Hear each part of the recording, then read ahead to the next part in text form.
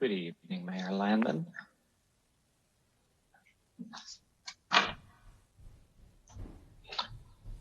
Hello, Councilmember Ford. Good to see you. Vice Mayor Harvey.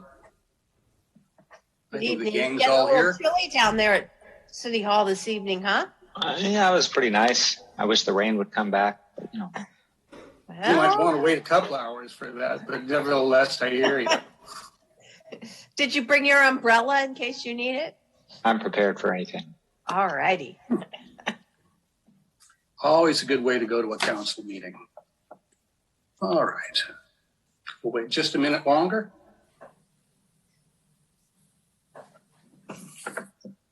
And with that, we actually are at 6 o'clock. So I'll check with staff and make sure, are we set to go? Yep, we're ready to go, Mayor. Thank you. Thank you. All right. Well, I'd like to begin this evening by welcoming everybody to this joint meeting of the Cotati City Council and the successor agency to the former Cotati Community Redevelopment Agency for Tuesday, April 26th. And so now that we've called the meeting to order, I'd like to begin by start with a roll call from our city clerk, please. Mr. Mayor, Yes. is our city attorney supposed to be out in the attendees? That's a good question. I don't know if he's in trouble. I kind of doubt it. So I think staff's alerted. I think they'll move him in, and you might have saved the day, Vice Mayor Harvey. So thank you. Boy, you did it, Mark. Bounced him right over. So we have good staff. So with that, let's get back. And now that staff has a chance to complete that, since it's the same person, we'll give him a second to collect himself, and then we'll have our roll call, please. Thank you, Mayor Landman. Councilmember Sparks? Here. Councilmember Ford? Here. Councilmember Moore? Yes. Vice Mayor Harvey? Here. Mayor Landman? Here. All right. And as we traditionally do, I'd like the city manager just to take a moment, and if you could introduce the members of our staff who are here for the public. Yes, thank you, Mayor. So we have myself, Damien Obid, city manager. We also have Angela Porter, our director of administrative services. We have John Bacher, our city attorney. We have VP Harries, our senior planner. Noah House, our director of community development. We also have Craig Scott, our director of public works. And then finally, Michael Parrish, our chief of police. And then Kevin Patterson, our deputy city clerk, as well as Carrie Behon, manning the video on the backside. Excellent. Well, thank you for that. So with that, I'm going to ask everybody to join me, please, as we move to item 3, which is the Pledge of Allegiance. I pledge allegiance To the flag of the United States of America and to the republic for which it stands, one one nation, nation, under God, indivisible, and with liberty and justice for all. All right, thank you. That is always difficult to do through a live video feed, but once again, we've got through it. So thank you, Council. This takes us to item 4, which is approval of minutes and notice of waiving of reading of all resolutions and ordinances introduced and or adopted under this agenda. This is an action item. So first, I'm going to go to the council and ask if there's any corrections or additions to the minutes. And I'm not seeing any hands pop up. Thank you, council. With that, I will open it to public comment. Thank you, Mayor Landman. Looking to our attendees tonight, if you'd like to make a public comment, please use your raise hand icon, or if you're dialing in, dial *9.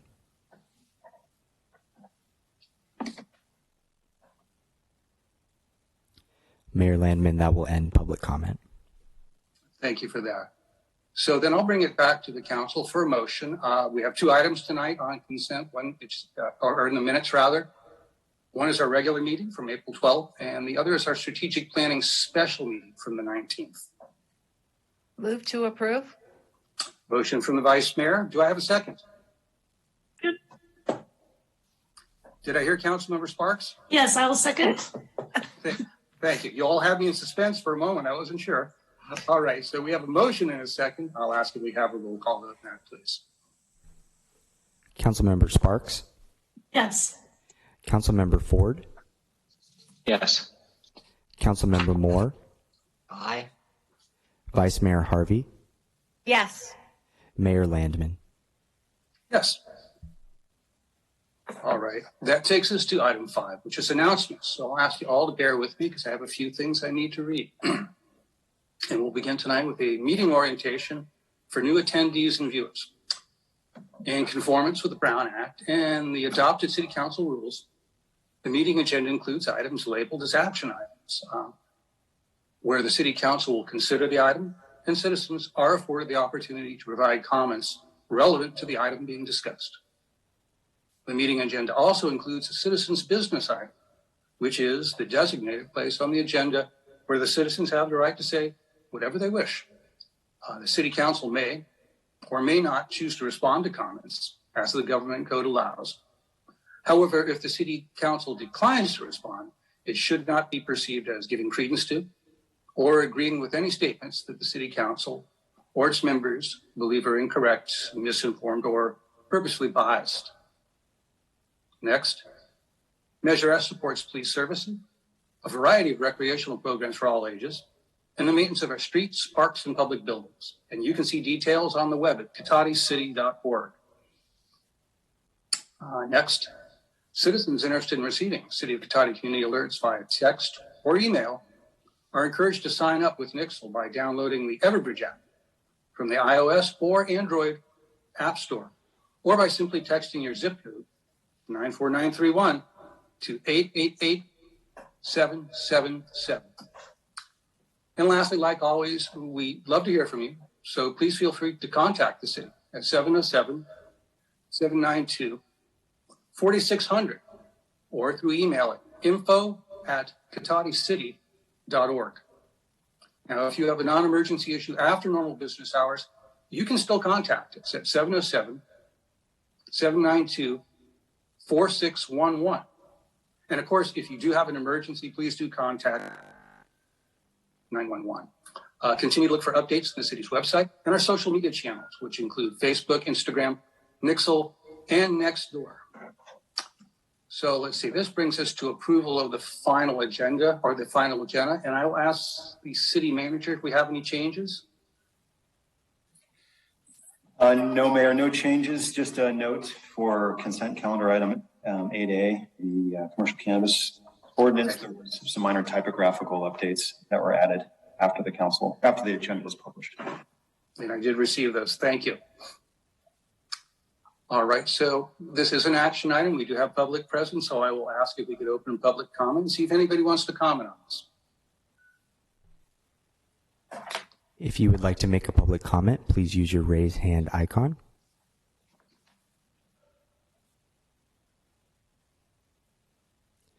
Mayor Landman, that will end public comment. All right, thank you for that, Mr. Patterson. So this brings us to item 7. This is citizens' business and public comment for consent calendar items. And once again, I do have a short paragraph to read to everybody, so please bear with me. Any member of the public wishing to speak to the council on any items listed on the consent calendar or any matters not listed on the agenda that are within the subject matter jurisdiction of the council may do so at this time. Pursuant to the Brown Act, the council is not allowed to consider issues or take actions on any item that is not listed on the agenda during this period. Pursuant to City Council Policy 2021-01, comments of any member of the public are normally restricted to a total of 3 minutes in length per person for matters not on the agenda, or a total of 3 minutes per person in length for any and all items on the consent calendar. And the mayor may extend the time limit for a reasonable time where a disability accommodation has been requested. So with that, I will see if we can open to citizens' business tonight, please. Thank you, Mayor Landman. Looking to our attendees, if you'd like to make a public comment, please use your raise hand icon.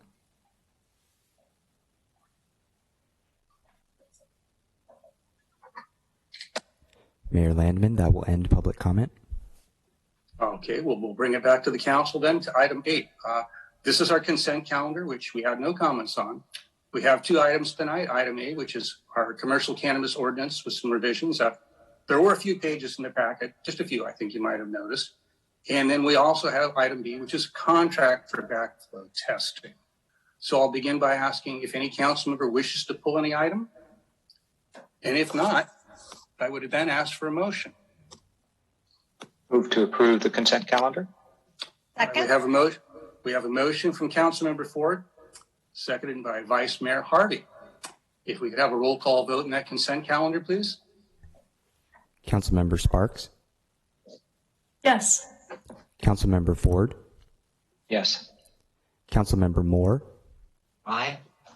Vice Mayor Harvey, Yes. Mayor Landman. All right. Okay, so that brings us to item 9, which is direction on future agenda items. And I'll ask if we have any direction tonight from any of my colleagues for future agenda items. Going once, twice. Thank you, and that concludes that. And brings us to item 10, as public hearings. This, of course, is an action item. And our public hearing tonight is multifamily housing streamlining. So I'll begin by asking for the staff report for that, please.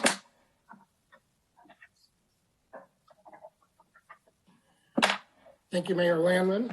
My name is JP Harries. I'm a senior planner with the city of Cotati, and there is a PowerPoint presentation for tonight. Thank you, Kevin. So tonight we are talking about multifamily housing streamlining and removal of barriers to development. This is agenda item 10A, and it begins on package page 578. Next slide, please, Kevin. Just for some very overview background, you've seen this slide a number of times. This effort is one directed by our general plan, but we pursued a planning grant in 2019 to cover a number of different things related to housing. The first was our ADU, JADU code amendment. The second was the cottage housing ordinance. The third was the objective design guidelines. And then this is the final piece of that SB2 planning grant, which is multifamily housing streamlining and removing barriers to their development. Next slide, please. So the proposed ordinance does 4 things, really 5, but the first is it would increase the maximum allowed lot coverage in the NM neighborhood medium density zoning district from 50 to 55%. It increases the maximum allowed lot coverage in the NU neighborhood urban zoning district. This is our most urban or densest residential zoning district from 60% to 75%. It increases the maximum allowed height in the NU zoning district from 28 feet to 35 feet without a use permit. Currently, the limit is 28 feet, but you can go up to 35 feet with the use permit approval. And 4, which is really 2 pieces, it removes the requirement for a use permit to develop multifamily housing in the NU district, the neighborhood urban district. As well, it would remove the use permit requirement to develop housing in the NM neighborhood medium zoning district. Next slide, please. This effort comes to us from the general plan, and there's 2 basic elements within the general plan that provides us direction. The first is the land use element, and the second is the housing element. Within the land use element, there's action item LU1B. And basically what LU1B directs the city to do is to clean up its zoning code to be consistent with policies that were adopted as part of the general plan in 2015. Specifically, it tells us that we need to adjust the maximum building height, the zoning code standard for maximum building height in the neighborhood urban zone to 35 feet without the use permit. And it also tells us that we need to increase the site coverage to 55% in the NM district and 75% in the urban zone. So these were policies that were adopted in 2015, which we are now amending our zoning code to do. There's also a broader, more general direction, which is to review and update the city's development permitting process to provide a streamlined and straightforward process, and at a minimum, consider methods to streamline and simplify the process, including the process for review by city staff, and also look for opportunities to reduce redundancies and delays. Next slide, please. And then also within the housing element, there are two specific programs that we're talking about tonight. One of them, program 2.6, is barrier removals for multifamily development. And it says, this is the program that was adopted with the 2015 housing element. The land use code will be amended to remove two potential barriers to the provision of multifamily housing. One amendment will be to remove the conditional use permit requirement for multifamily development of 5 or more units in the NU zone. And the second is to reduce parking requirements. I'll just say that we're not talking about parking tonight. It's a different issue that we want to do in a more holistic way. But right now we're focusing on use permit requirements. Then program 3.9 it basically reiterates program 2.6, which is to monitor the requirement for a use permit for multifamily projects larger than 4 units in the NU zone. And if that requirement for a use permit is shown to be an impediment, to review the feasibility of allowing those projects as a permitted use. So next slide, please. So breaking down what we've done, I wanted to kind of break it down in 3 different categories. One is the cleanup items. These are items that we've already kind of committed, we've already done as part of the general plan. We're just amending the land use code. And again, those are the land coverage increases in the NM and NU district and the maximum height without a use permit in the NU zoning district. Then there's an explicit general plan direction to remove the requirement for a use permit to develop multifamily housing in the NU zoning districts. And then there's that broad direction, which in analyzing the need for a use permit, we chose to, as staff, chose to include NM in this thing. So we would pretty much eliminate use permits for all multifamily housing in these districts.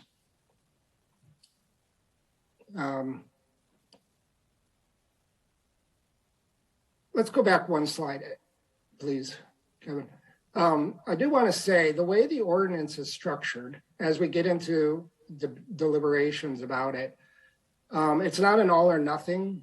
The ordinance is structured in a way so that you can line item if, like, for example, you're not you don't want to move forward with any one of these items. We can't, if you put it within your motion, we can adjust. We can adjust the ordinance easily to accommodate your concerns. Next slide.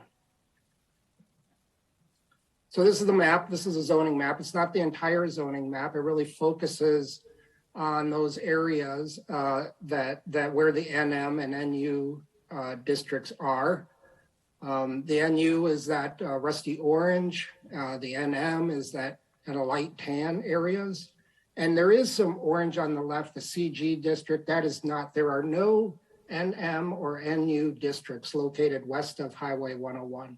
So everything we're talking about is pretty much along the old Redwood Highway corridor. Well, actually, kind of just off of the old Redwood Highway corridor and along East Cotati. Most of that purple is all downtown specific plan. And this is, by the way, on package page 581, if you want to refer back to the map as we continue. Okay, next slide, please. So I just want to talk about what the amendments mean. So increasing lot coverage, some people aren't aware what lot coverage is. Lot coverage is any impermeable surface. And in Cotati, that means any kind of building coverage as well as asphalt and concrete. So you can see the driveways, sheds, primary residence, ADUs, anything like that, they would all count as lot coverage. And on the left, I've also shown the other zoning districts, just so you can get a sense of the variability in the amount of coverage.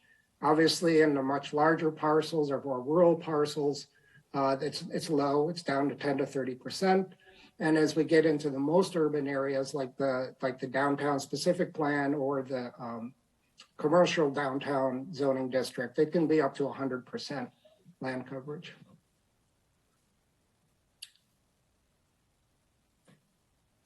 Next slide, thank you. So the other amendment, it would be, this is a piece of the ordinance or kind of a section of the ordinance. It would eliminate the use permit for structures 35 feet, or it would allow up to 35 feet without a use permit. And I wanted to, the little image on the bottom shows you how we measure height. It basically is just measured as a vertical distance from the grade, straight up. So on a flat surface, it's real easy. On a slope, we kind of continue moving down the slope, measuring vertically straight up. So homes will have to stair step down to maintain a height distance.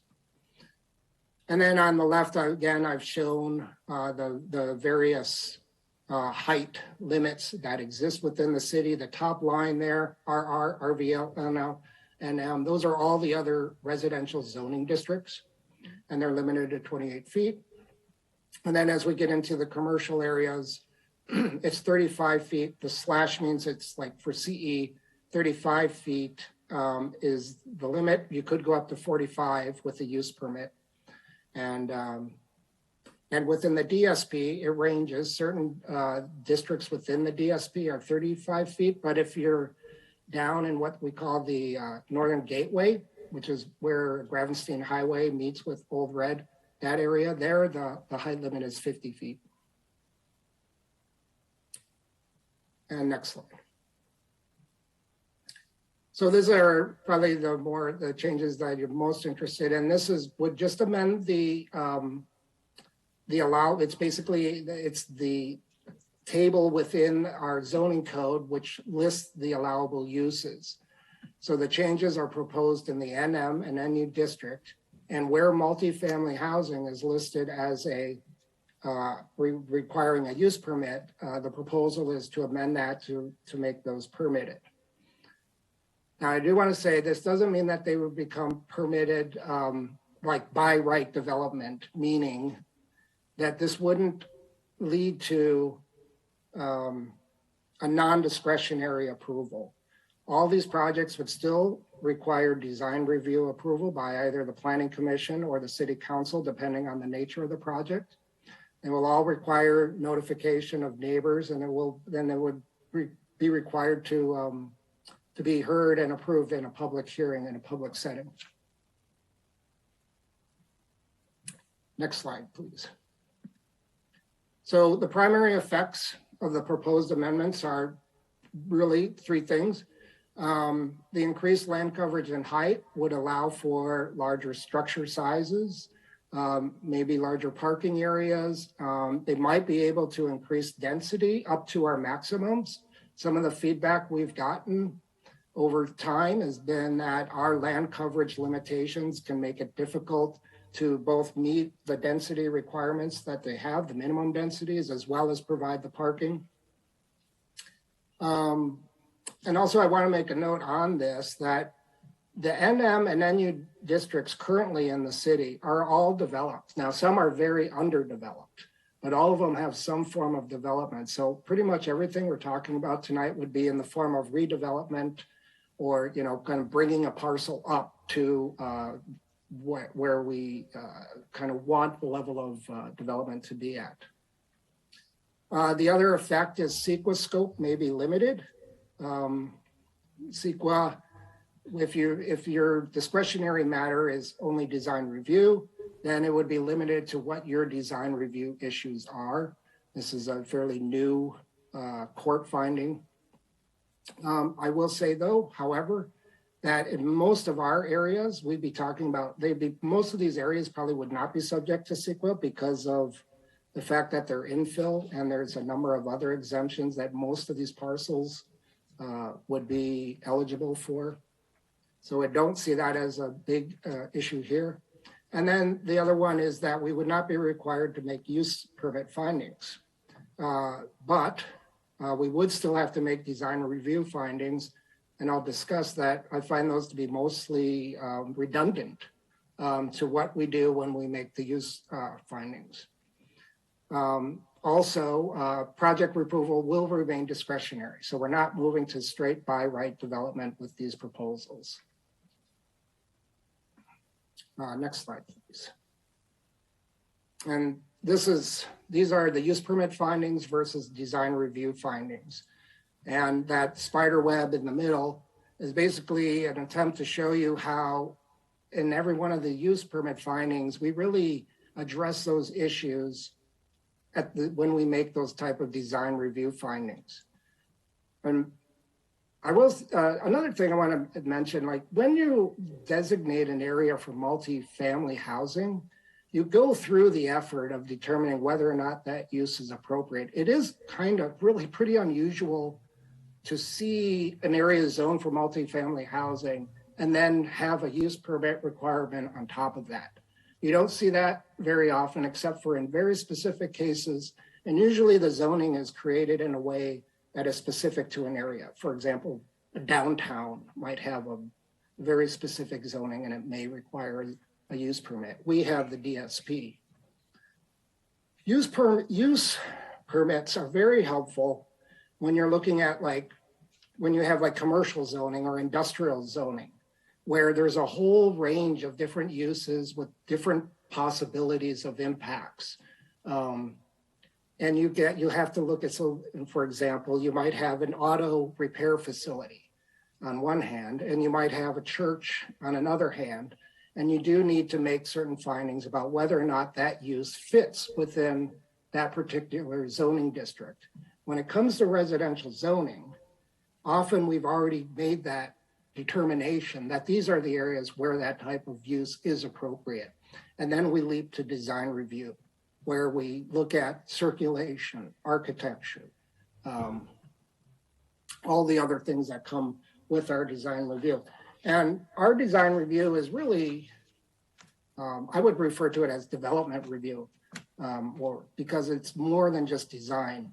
Our design review requires us to get into building architecture, landscaping, pedestrian and vehicle access, energy, resource use, solid waste, and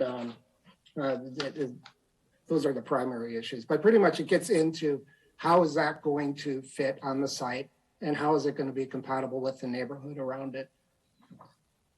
Okay, next slide, please. And again, this comes right out of the zoning code. It just describes what the districts are. So in the NM, this is, it says the NM zoning district is applied to areas appropriate for a variety of housing types, including small lots, single family housing, and various types of multifamily housing. And NU zoning district is applied to areas appropriate for a variety of higher density housing types, including all types of multifamily housing, neighborhoods serving commercial and other related compatible uses. So this is the definition of what those zoning districts are intended to be. Next slide, please. And then I know often I hear the questions of what are the other jurisdictions doing? And you'll see that Cotati is an outlier by requiring use permits.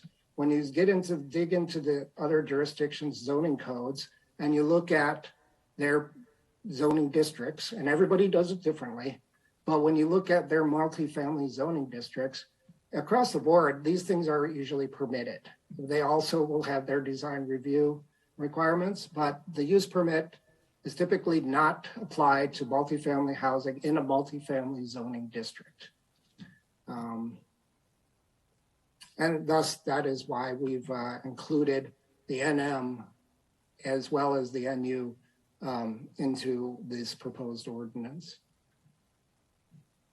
And next slide.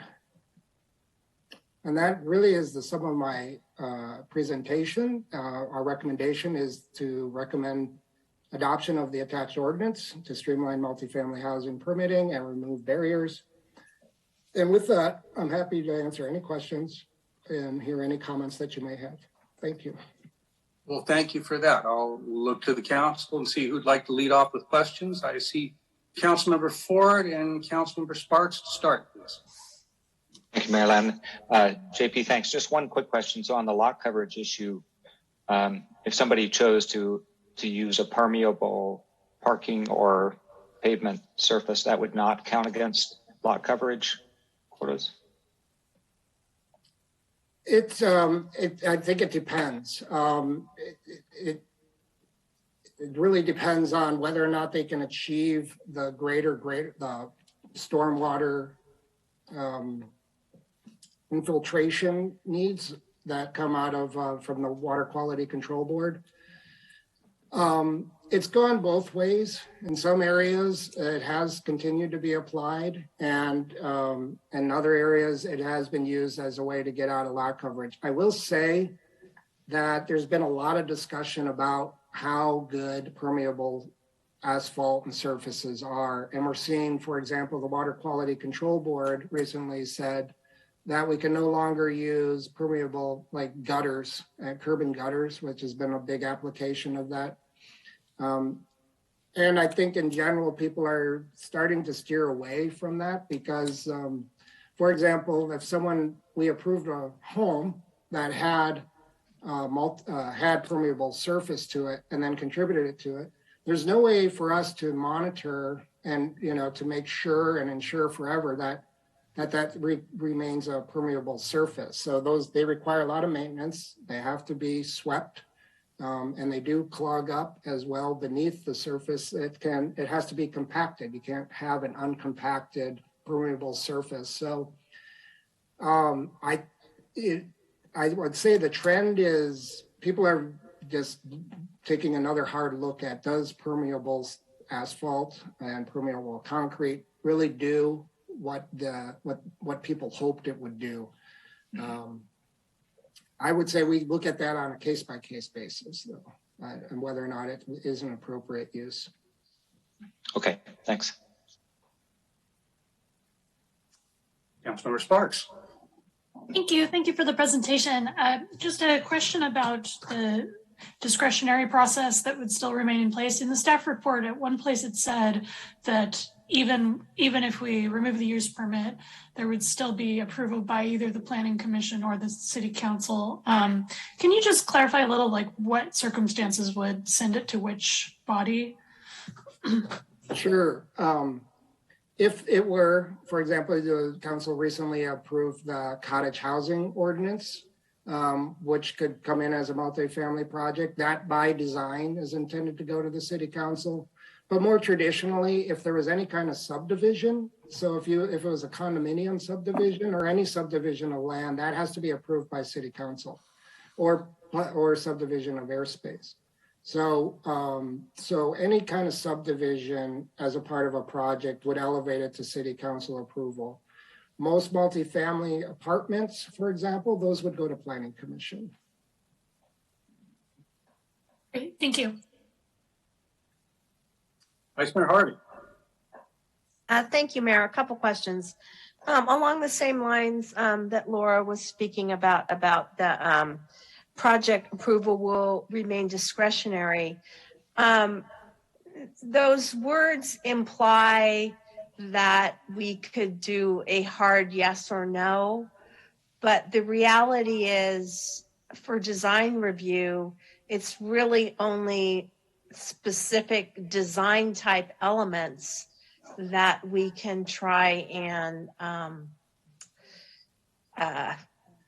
discuss and negotiate. A use permit feels a lot more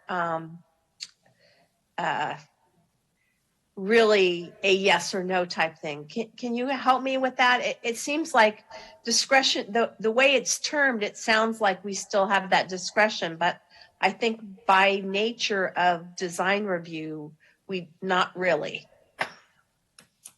I guess I would disagree. I would say you do have discretion and you could say no. For example, what would be the reasons you would want to say no to a development? Let's just say you felt like the traffic impacts were too severe and you didn't want to approve the project as it was without some sort of mitigation for that. Well, our design review requires us to look at, access as well as circulation. Another reason you may want to deny a project would be because perhaps you feel like it's too large of a structure and it's not compatible with the neighborhood. Well, those are design review real decisions. The use is really not the thing that you would be reacting to. You're probably going to be putting housing in a multifamily housing area. What you're going to be reacting to is all the findings that we have to make to approve design review, which is the architecture, the site planning, all the elements that you want to see as part of that development. So that helps a little bit because, some of the feedback that we get from the public, as you are well aware, really relates to traffic impacts, neighborhood compatibility, and things like that. So what you're saying is those elements still are within our capabilities of negotiating. That's right. Absolutely. Yeah. Okay. That's really helpful. And then can you help me a little bit with the diagram you had having to do with the heights, and you showed an example of on a hill. Sure. Perhaps we should go back to that slide? Oh, sure. That'd be great. I believe that was 1, 2, 3, 4, 5. I think they're great. Right. Yeah. Thank you. Mm-hmm. So, when you talk about it being on a hill, the way it was always explained to me, because I have had this issue before, is that it's always at the top height. So just because at the top front it meets the 35 feet, it may be 60 or 70 feet down the slope at the top. But the way you explain it, it sort of goes down the hill, and that hasn't been my. Yeah, well, imagine looking at the image. I think what you're seeing. Remember, it goes up vertical. So, and it's at that point, that vertical point. So imagine you were standing at the bottom of that hill looking up. So that structure might have 35 feet of height to it. Can you see how like that middle and then that most upper part, it just keeps getting taller? Right. Because it stair steps down. So as it stair steps down the hill, if you're standing at the bottom of the hill, the structure itself may appear to be 50 feet, for example, but at any one point along the natural grade, it should not be exceeding, for example, in what we're talking about tonight, 35 feet. Okay. So I think that's a change. It's not a change. This image comes directly out of the zoning code. Okay. So we're not changing the way we measure height in any respect at all. We're proposing to change, or actually you changed it when you adopted the general plan, the maximum height. But this is the way height is measured across the board, the way it has always been measured in Cotati, and we're not proposing to change it. Well, I should say since 2005 when this zoning code was adopted. I don't know how it was done prior to that, but. Yeah, because I do know that, that there have been issues on hills before. Mm-hmm. And what I was told is it's from the top front, and that's where the measurement is taken, and it doesn't matter on the downslope. And so this is different. So I like this, because it does, it does address that. So thank you for that. And then I had one more question based upon what Ben asked. My question is, all of those driveways in Kessing Ranch, are those considered permeable? They are. Many of them are permeable. Okay. Yeah. They look different, and that's what I assumed they were, but I thought Yeah. I would ask. So. Yeah, the ones that are permeable almost looks like big Rice Krispie treats or something. Right, exactly. Dark Rice Krispie treats. Yeah. Okay. So that's what that. And you're saying that there's some question as to whether or not that really does what it. I think that the water quality control boards are reevaluating the effectiveness of permeable Okay. surfaces like that. An example of where it works very well, when you wouldn't even know where you were at, I'm getting a little sidebar, but around the Green Music Center is a lot of grass. And what you may not be aware of is that grass is really just right around the center is a emergency vehicle access road. And so that is actually a permeable surface which uses grass. And it's indistinguishable from the turf grass around it. That actually works pretty well because it's not something that's in continuous use. It actually grows vegetation, but that it's that asphalt, the permeable asphalt stuff, I think, is the one that the water quality control boards are reevaluating its effectiveness. Great. Thank you. Thank you for that. That is all I have, Mayor. Thank you. Councilmember Moore. Thank you, Mary Landman. Thank you, JP, for the presentation. Do you know if we've had projects that have come in and said, we're not doing it because we need use permits? I've not heard it said that way in particular. I have heard people challenge us when we, for example, our code, well, I've heard them say they didn't want the use permit to have to go to make those findings, but it was never an actual deal breaker. It was just something that came out in, basically debating the project and what had to be done to approve a project. For example, our code requires use permit findings for a density bonus. Well, that's contrary to density bonus law. And so we have gotten in arguments about requiring a use permit for the granting of the density bonus. And we've had to back off of that because the state law is very clear that that's not a discretionary act, the granting of the density bonus itself. So, Okay. Yeah. When you say the project review will remain discretionary, Yeah. by whom? Planning? Well, it starts in the planning office by the planning staff, but then ultimately all of the planning staff doesn't have the ability to approve major changes. We can only approve maintenance for multifamily type projects. So those type of development changes, any development change which is visible, or actually any development change on a multifamily project which is beyond maintenance, has to come to the Planning Commission for design review approval, or if it was a major project that involved subdivision, the city council. So I'm kind of hung up on the discretionary view on that. If a project wants to come in and planning says, well, no, you can't do that based on this particular provision, then they can appeal that to planning or city council. well, we could tell them that it wouldn't work, and our recommendation to the Planning Commission would be denial in that case. Well, we don't have the authority to tell someone no, and we're going,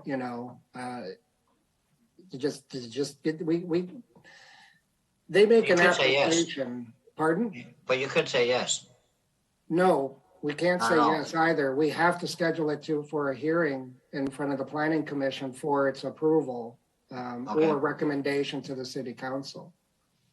And this may be a naive question, but I think it helps to have clarification. What's the process for a conditional use permit or use permit?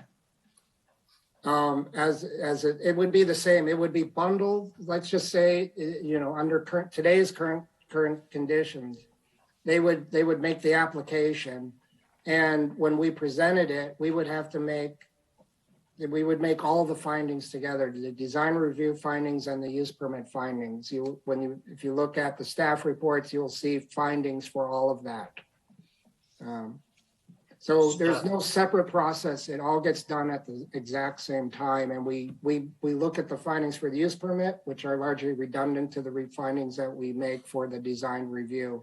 I can't imagine a situation where we would say it passes design review, but we can't make the findings for a use permit. In a multifamily house in a multifamily district, it's difficult for me to see how that would happen, that kind of bifurcation.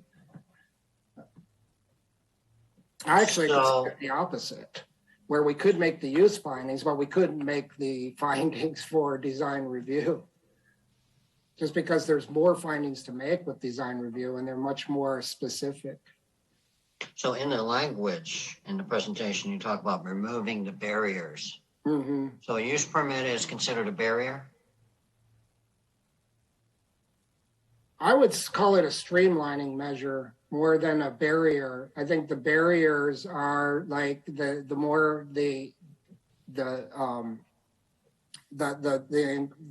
limitations on land coverage and the limitations on height. I think those become barriers because those are elements that affect the ability to make a project pencil, perhaps. So those to me are the barriers, and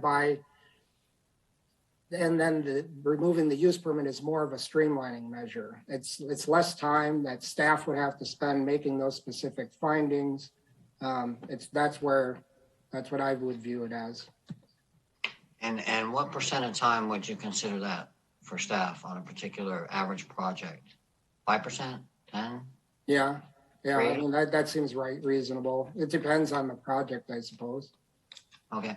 And the reason I ask these line of questioning is because it seems to me, and maybe it's just the perception, but it seems as if planning doesn't like use permits.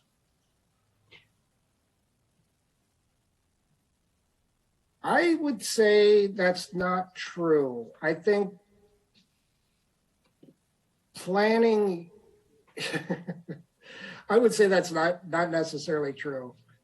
We do try to find ways across the board where we can streamline things and make things easier for applicants where it seems appropriate. So if you're talking about commercial uses or industrial uses, in some cases we have reduced the requirement. I don't think that it's something that I don't know if I would agree with your statement. Yeah, Councilmember Moore, I would just add, I think JP touched on this. When you look at the intent of a zoning, so medium density residential or neighborhood urban residential, that's already saying this is where multifamily housing goes. So kind of from the planning standpoint, I think getting to your point, the question about what should go there has already been answered by zoning it that way. So then what planners think use permits are mainly intended for is to review how something's going to function and put limits on that use to make sure we would minimize the impacts of it. So his auto garage is a great example. Next to a potential church is a great example of those things. But in these zoning districts where we're already saying this is a apartment or condominium zoning district, and residential uses are generally not seen as having high levels of impacts other than design and compatibility things, which are already addressed through the design review ordinance. And that's, I would say, why my perception is that this commitment was made in the general plan when it was adopted in 2015 to reduce what's seen as a barrier from the development side of a use permit. Thank you, Noah. Under the planning grant, the SB2, are we required to do this element? To be reimbursed, we are. So we've done 3 of them, and now we're looking at the fourth one. Correct. So theoretically, we could look at amending the codes for the height or the hardscape or whatever it may be without necessarily eliminating the use permit, correct? There's a couple of concerns I would voice, but theoretically, yes. Well, go ahead and voice them because this is kind of important. Yeah.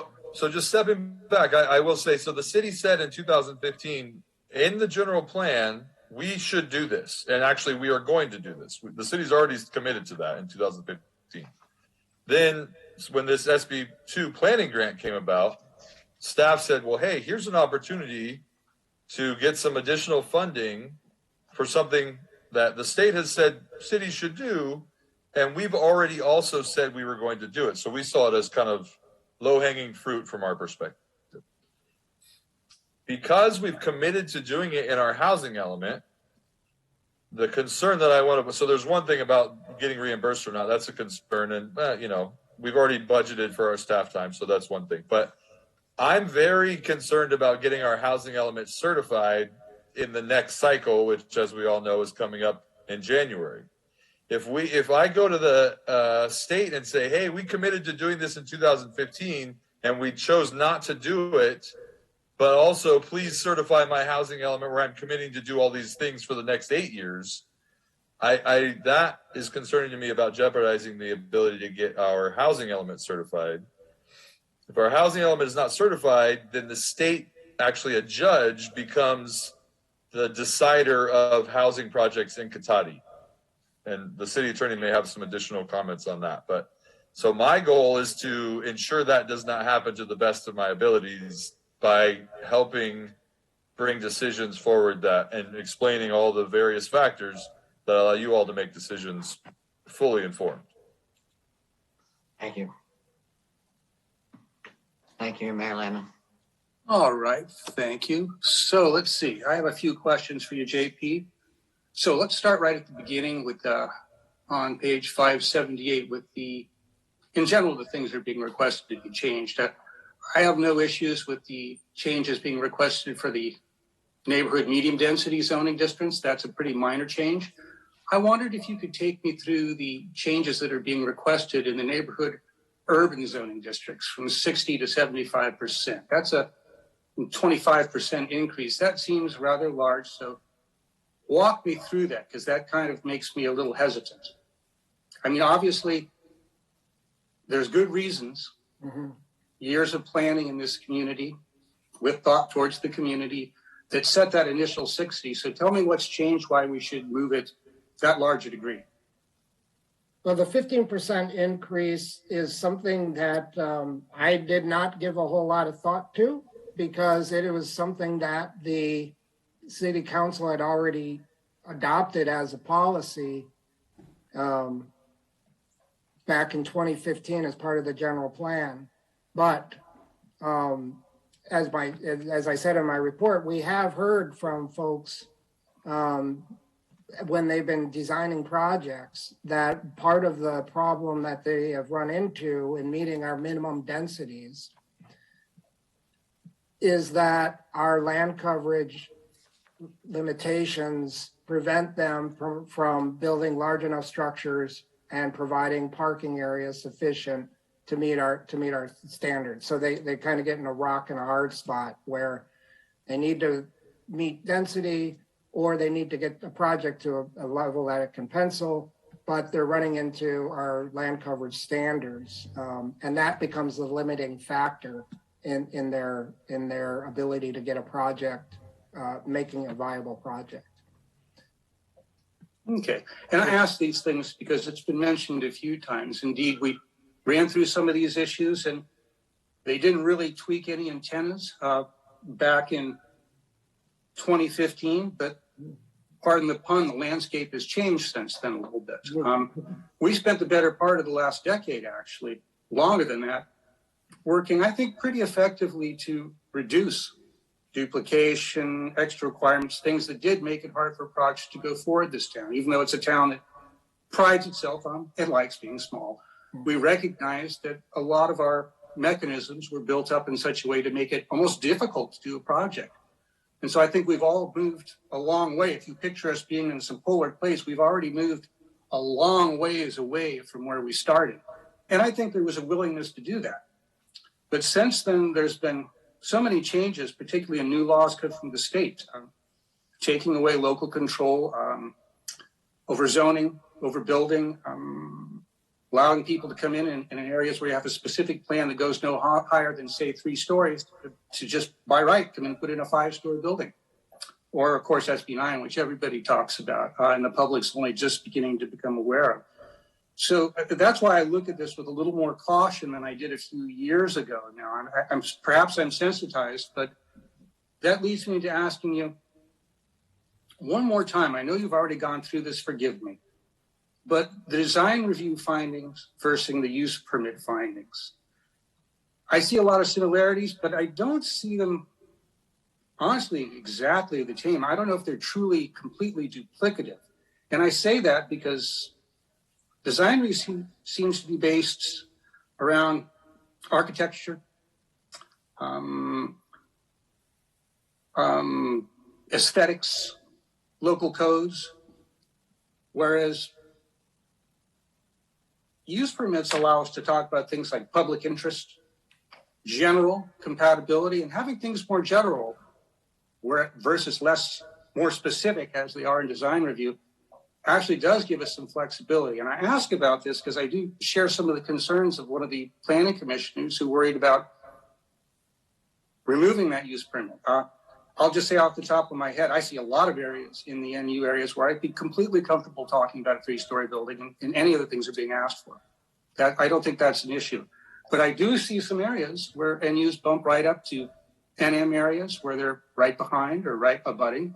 These are areas where I would like to have that public meeting and the council say and the general use permit findings to be able to make sure that that is something that is compatible and serves public interest. So speak to me, because I looked at it and I'm not seeing them exactly the same. I really do think that there's a little more flexibility with a use permit. Mm-hmm. Do you see that at all, or am I missing something?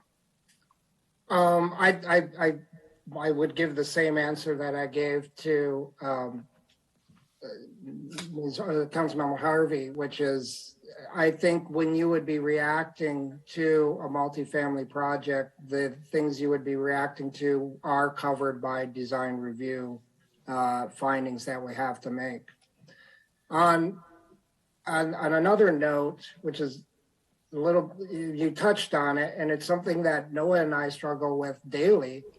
If we don't find ways to meet our RHNA numbers, and the things we try to bring before the council are tiptoeing into areas where we think we can find ways to improve housing. If we don't, then we're going to be forced to approve without any discretion development projects. And that is like the threat that hangs over our head, is if we don't find ways to get the development, even though we don't actually develop housing, we have to come up with programs that do get us to the point where we meet our regional housing needs.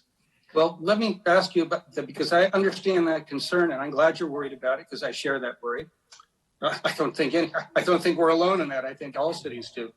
But we essentially met our RHNA numbers last time. We were that close to getting all of it. The thing that eluded us, which eludes, I understand, most cities, is the very low income numbers, which are, of course, the hardest to find funding for. And we had a project lined up that couldn't make its funding stack, even though we put a significant amount of in lieu housing money that we had saved just for that purpose. But had it passed, that would have covered all our numbers for that last cycle. And if it goes through coming up again soon, which we shall see, that would make, I believe, all of our numbers for this next cycle. So I had understood in past presentations that actually we've done pretty darn good in terms of RHNA numbers, and we're on track probably with our existing areas we have to develop to meet them. Is something changed?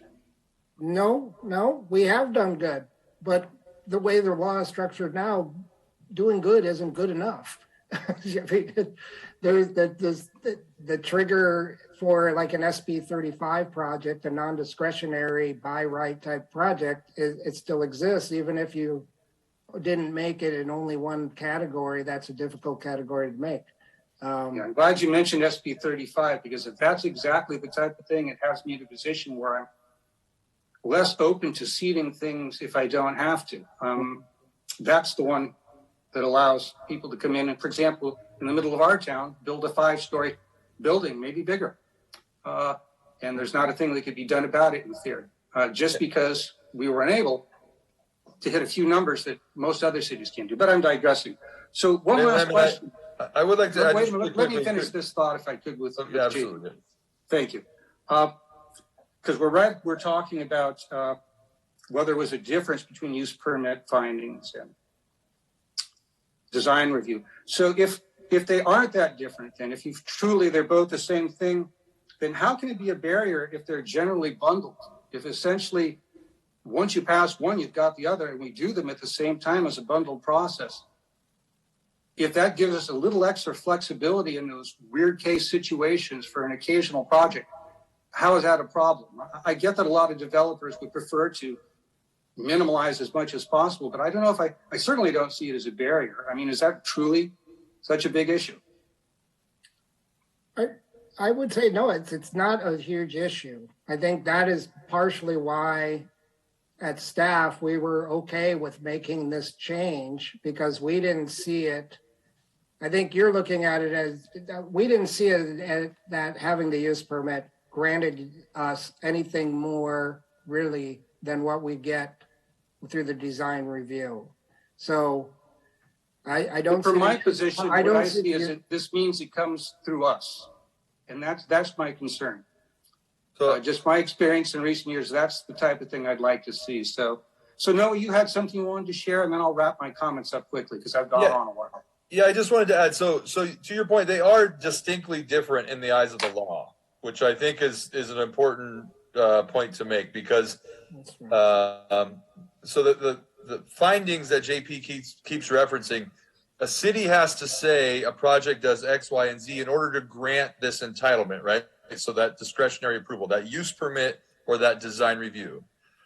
But I think the point that JP is making is that if there was a project that was just a terrible project, was not compatible, and did not fit to the point where staff was recommending denial, or the council or planning commission felt that they needed to vote against it, the findings required for design review are there to allow you to do so.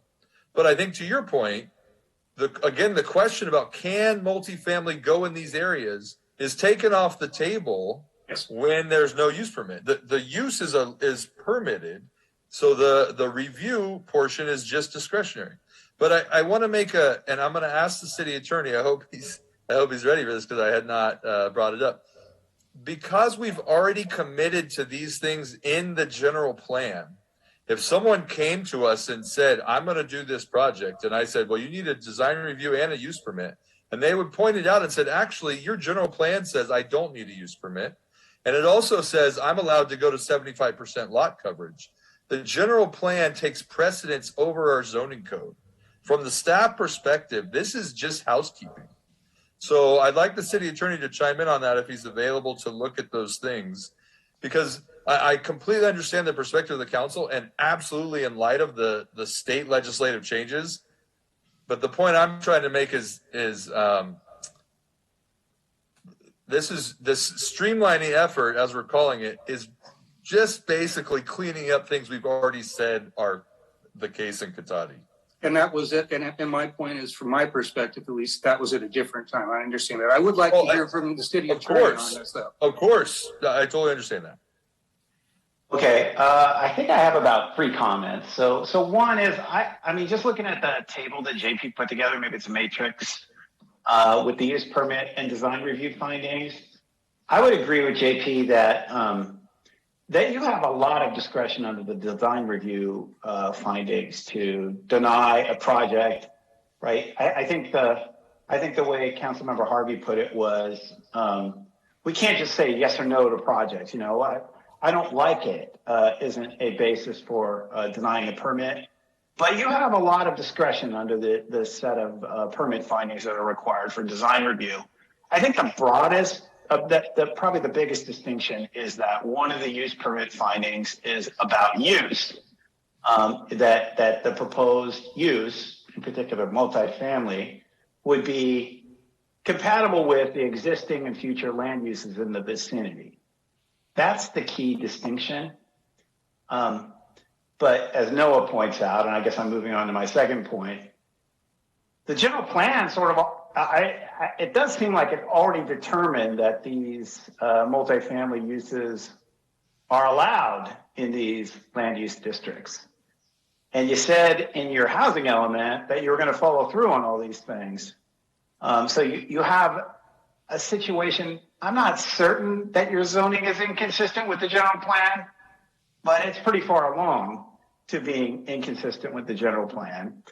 And the third thing I would point out is that the Housing Accountability Act gives developers a right to pursue residential projects that are consistent with the objective land use standards of the city's general plan and zoning. And so to the extent that any of these findings are discretionary, a developer could say, look, guys, you have to approve this project and only apply the objective standards. So in some cases, a lot of our discussion may be irrelevant if a developer asserts their rights under the Housing Accountability Act. I'm sure there must be some caveats that go with that, but I'll take that as it is. All right, the biggest caveat is that you can deny a project if it has health and safety concerns, but beyond that, there aren't a lot of caveats. Well, we're not going to get into asking you to define health and safety because we could go a long ways with that. But we'll pass on that. Thank you, Mr. Bacher. Real quick question. Did I understand we're not talking about changing the parking standards tonight? That's correct. That's not part of this ordinance. Okay, well, I'll let that go. And the last thing I want to ask in light of the discussion, so it sounds like in our interest, at least from my perspective, in our interest in doing our best to work with developers and do the things we needed to do, we back ourselves into a corner in this new landscape of 2022, and there might be not an easy way to get back out of that. Fair enough. Could we not require that all these things that come from design review, even if they go to planning, they finally come to the council for final approval, to at least keep whatever small lever of discretionary approval that may be available in a project available for some of those use cases where we have a potentially large 3-story, which is pretty large and unexpected in many neighborhoods of this town, particularly if it bumps right up into a neighborhood medium density, which is typically nowhere near that size. So let me clarify. So planning staff would not be the ones making decisions. We would. I understand that, and then either go to the planning commission. So you're requesting that be elevated. That you want to elevate these projects to city council projects. Is that your comment? That was a question if that was doable, if there were any huge problems you saw with that, because it would at least solve the concern that I'm hearing from at least a few of us about the absolute evisceration of any discretionary control over land use in Cotati. I think I would defer to Noah and John Baker on that. So go ahead, Noah. The process for each discretionary action is laid out in the code right now. So design review and a use permit both are decided by the planning commission currently. So those do not go to the city council. The use permit does not go to the city council. They're appealable though, so both of those both of those on appeal would go to the city council. And the council could amend the code to require certain permits to go to the council. That's correct. Thank you, Mr. Bacher. That was my next question. Yes. Right. So let me just say one thing, which is I hate to offer another caveat, but there is a SB 330 which limits the city council's discretion to amend zoning ordinances and general plans in a way that reduces density, I don't think a procedural change like that would be subject to 330, but we'd have to take a look at it. I'm not sure how we would reduce density. I don't think it would either, but I just want to say that we'd have to That's a look bit at of a it. stretch. Well, that answers my question, and that was kind of where I was leaning. So I see one more hand raised from Councilmember Sparks. If you have one more question before I open up the public hearing, I'd be happy to hear it. Yeah, thank you. The question I had was just related to to Mayor Landman's question. Just what would in staff's opinion, what would the consequences be if we elevated some of these use permits to the council level? Do you think that would add more uncertainty to the process for developers and possibly more time and expense? And I mean, if we're introducing that to the conversation, I would like to know what some of the potential downsides might be to something like that. Well, I would right away, assuming that the project could have been approved by Planning Commission, I would assume we would bring it to the Planning Commission for a recommendation prior to bringing it to City Council. So you are talking about, probably close to an additional month in the review, as well as the expense of going to another hearing before the City Council. And I couldn't read a developer's mind, but based on the conversation I had with developers as we're going through the cottage housing project, yes, they do find more uncertainty going to the City Council. I would just clarify, more uncertainty with the two-step process. Right, excuse me. Yeah. Vice Mayor Harvey, since we've opened another round, go ahead. I think along those same lines, I think that while we are somewhat aware of the bills that have come down and somewhat aware of what some of the ramifications are, it is extremely obvious that the public is totally unaware. And the more opportunity that we allow to educate and allow the public to comment on projects that come through, I think in the long run, we are better off. If we say that it's only going to go to the Planning Commission and most people don't even, pay attention at all to the Planning Commission meetings, and that was their one and only opportunity to voice an opinion, in a public view, they would view that they did not get an opportunity to comment on a project. So I would be leaning more towards the way the mayor was saying, that giving the public the most opportunity to voice their concerns. I think as a community, we're better off. And some things we're going to have to say, well, that's what the law says, and we just have to follow it. But at least that gives an opportunity to educate on that stuff. So. All right, thank you for that. And I'll just make a quick additional. I would agree. I think that adding an extra meeting does add at least a small modicum of uncertainty. Time, you're going to wait another month, certainly. Expense, maybe, although I think it would be probably relatively minimal. I would ask staff offhand, do we know of any project that's failed because they told us that one extra meeting was too much? It was the straw that broke the camel's back. I would suspect not, but I do agree. So I don't think it's a barrier, I think is what I'm trying to say. I see it as something you don't want to do if you're a developer. I agree with that, but I don't see it as a barrier at all. I see it as just an inconvenience that goes with the job. And speaking of jobs, I agree with the vice mayor that elected representatives local elected representatives should weigh in on these things and be able to talk to the public and listen to their concerns, at least as long as the state of California allows us to. So with that, let's see here. We've had our questions. It is time to open the public hearing. So I'll ask our city clerk if we could open the public hearing and see what comments we might have. Thank you, Mayor Landman. Looking to our attendees tonight, if you'd like to make a public comment, please use your raise hand icon. Stephanie Picard Bowen, please go ahead.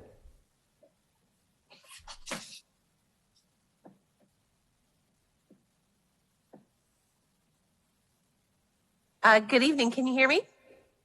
Yes. Thank you. Good evening, Mayor Landman, Vice Mayor Harvey, council members and staff. My name is Stephanie Picard Bowen, and I am the Operations and Development Director for Generation Housing, where we lead the movement for more diverse and more affordable housing. We're here tonight to express our support and gratitude for the efforts you are making to reduce barriers to developing multifamily housing. While we'd love you to be even more bold, this is a great start and we applaud the progress. Your qualified staff has presented you with carefully balanced local control with the urgency for our local housing needs. The more local jurisdictions can be progressive in their housing ideas, the less likely the state will impose more blunt instruments that stifle local control. As you likely already know, multifamily infill developments help combat climate change. Multifamily homes have significantly lower greenhouse gas emissions than single-family homes and further reduce emissions indirectly by reducing vehicle miles traveled. This particular council has been innovative and willing to make positive changes in housing policy, and this is yet another opportunity to put policy in place that could transcend your tenure on the council. As always, thank you for your service and have a great evening.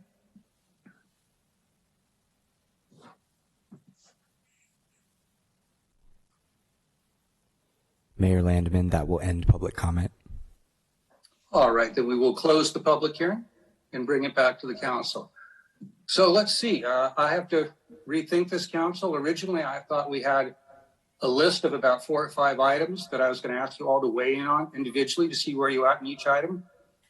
But what I'm hearing, and somebody may disagree and wish to take these individually, but I'm hearing that this is kind of something we've been very neatly boxed into. So I guess I'd like to hear what your thoughts are. And I see Councilmember Moore. Please go first. Thank you, Mayor Landman.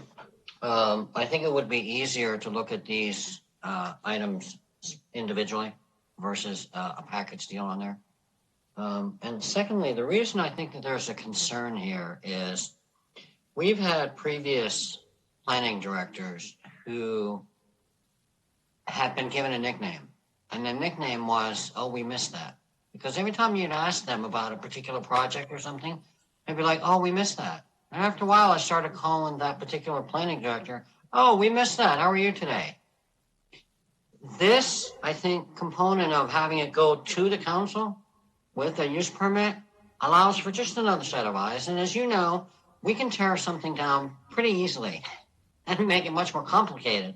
Not that that's really the desire, but if you have a better project in the end, and you don't miss something, then it's a much better project. Much more people are satisfied with that.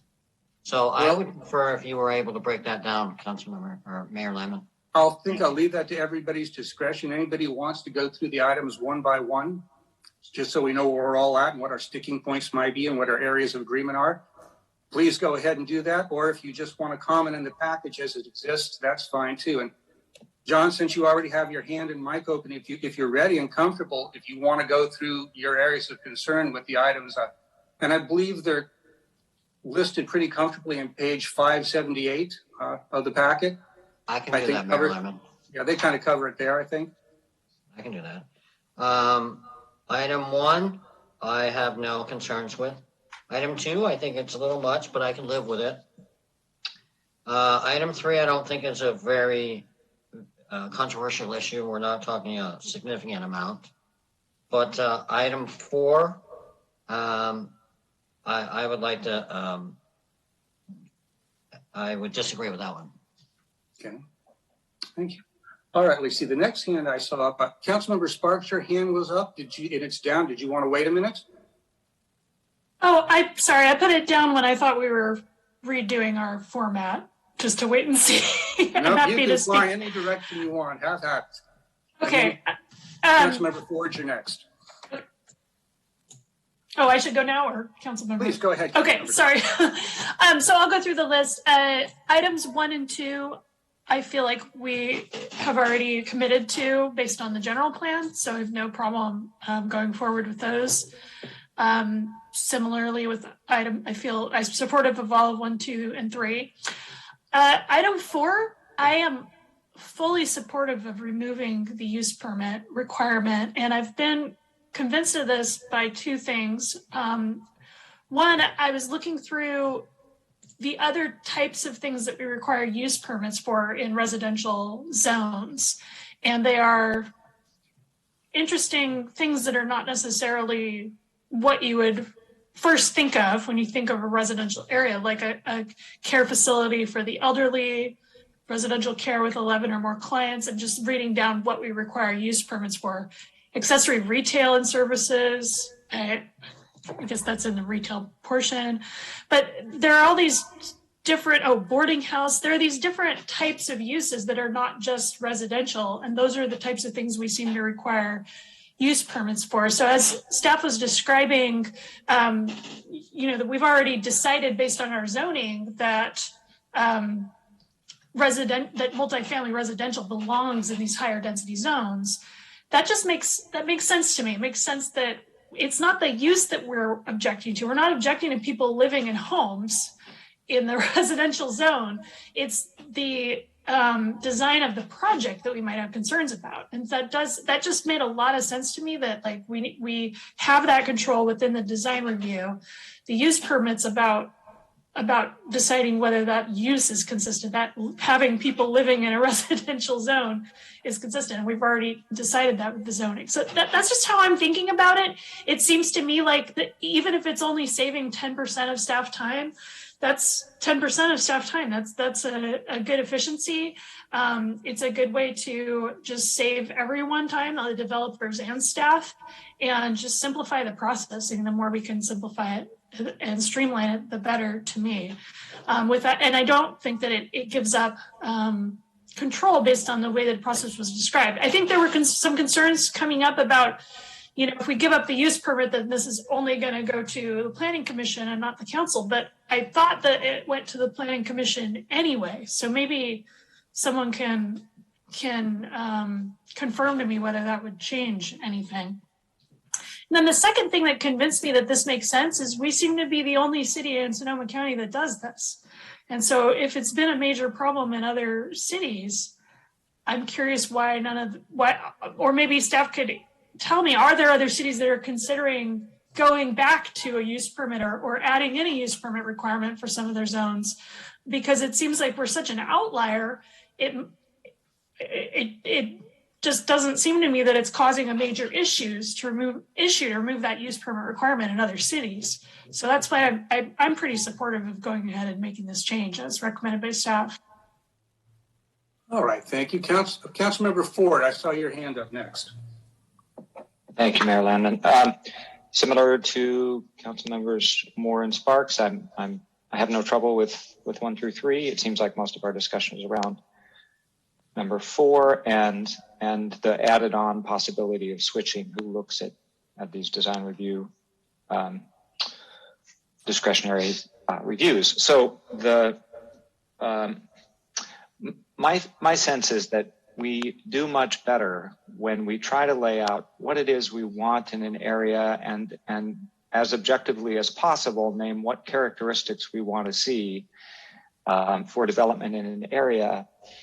And I worry a lot when we try to preserve project by project discretion for whatever 5 people happen to be on council at the time to insist on their vision of what goes in that spot without a higher level, instead of the higher level discussion about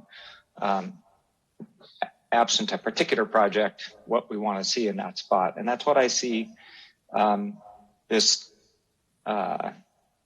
move is in the direction of by zoning these things, NM or NU, we've said these spots are appropriate for multifamily housing. And since that, as City Attorney Bacher pointed out, the primary difference between the use permit finding and the design review finding is the finding that the use is appropriate to the site. We've handled that by zoning. Right? Zoning is what, when we've labeled them NM or NU, we've said multifamily housing is an appropriate use here. So that removes the need for a use permit. Separately, the issue of whether these use permits come to Planning Commission or City Council. I'm sorry, the design review comes to those things. Having served on Planning Commission for I don't know, 8 or 10 years, the Planning Commission is not sort of running out of time to do its work. The Planning Commission has a lot of canceled meetings because we're not overrun with projects in our small town. And the effect of moving the requirement for design review from Planning Commission to City Council would give Planning Commission even less to do. And that's more in their expertise than ours, I would argue. They have a lot of expertise in doing design review sorts of tasks. So, and I do believe that adding a second step to the process, actually requiring them to go to both Planning Commission and City Council, is a significant added uncertainty. And our council does not have a history of always rubber stamping what Planning Commission says. And if I were a developer, as I have been in this town, that would give me pause about developing here. So I think that sort of going back and having to report to the state as we try to get a new housing element approved, that we've just added a layer of review for multifamily. I don't think that's something I'm willing to say sure. Thanks. All right. Any more final comments from anybody? Looking once, twice. Vice Mayor Harvey. All right, I guess it's my turn to weigh in. I am okay with 1, 2, and 3. I can accept those. I appreciate the discussion around use permit versus design review. I think based upon JP's description, I think the things that have been brought to us in the past, concerns of the public. I always come at it from the concerns of the public. I've been in enough of these meetings to know that while we don't have a lot of folks come a lot of the times, when we have projects that come before us, that is the time, because it affects people. They do come out and express their opinions. And I am usually wanting to hear what those opinions are. And so the fact that we might possibly have to have a Planning Commission meeting and a council meeting and providing opportunity for the public to weigh in, that is really where I come from. Not that I don't think that the Planning Commission can do their job, not that I think that the council, does or does not have a better weigh-in on that, but I'm at the point where I want to hear what the public has to say, and I want to give them every opportunity, because in the past, if we don't give them the amount of opportunity to weigh in, I've seen it both ways. I mean, Kessing Ranch, we had hundreds of people that came and expressed opinions. We even had a small little 5 housing project up over by City Hall, and there was a whole ton of people that came out for that. And it's giving the people the opportunity to speak, say what their thoughts are, and then talking to them about what is or isn't possible. 90% of the time, the things that they're asking for are not things that we can do anything about. As Councilmember Ford expressed, a lot of this stuff is already laid out in the zoning codes and what's allowed and not allowed. So people can express that that's what they want, but that gives us the opportunity to educate them that there are certain things that we can ask for and certain things that we can't. So I would be open to having a 2-step meeting process, not for turning things away, but really allowing public transparency for some of these things, because they are going to get denser and denser and denser. And I think people need to understand that the character of our community is going to change. And some of it, we have control over it.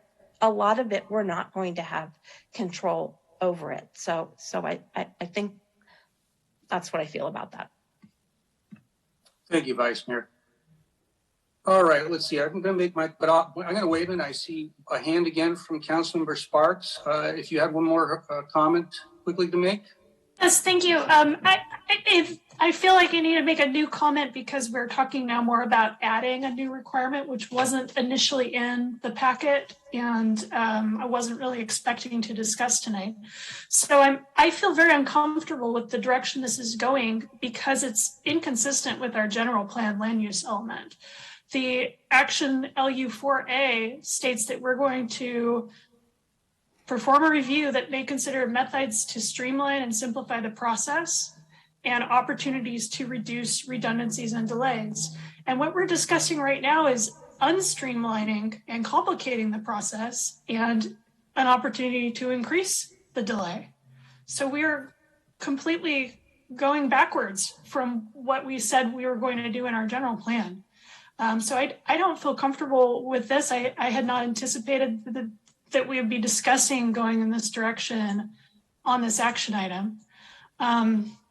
So that's one thing. And then another side of this that I just feel morally compelled to bring up is that we have a massive housing crisis. I know you all appreciate that and know that, and I'm preaching to the choir, but we don't have very many things that we as a council can do to bring down housing prices, right? We don't have the authority to, we don't build housing, we don't set prices. But what we can do is put a process in place that minimizes the time that it takes to get a process, to get a housing development through, while making sure that the public has a chance to give input and we have a chance to consider it.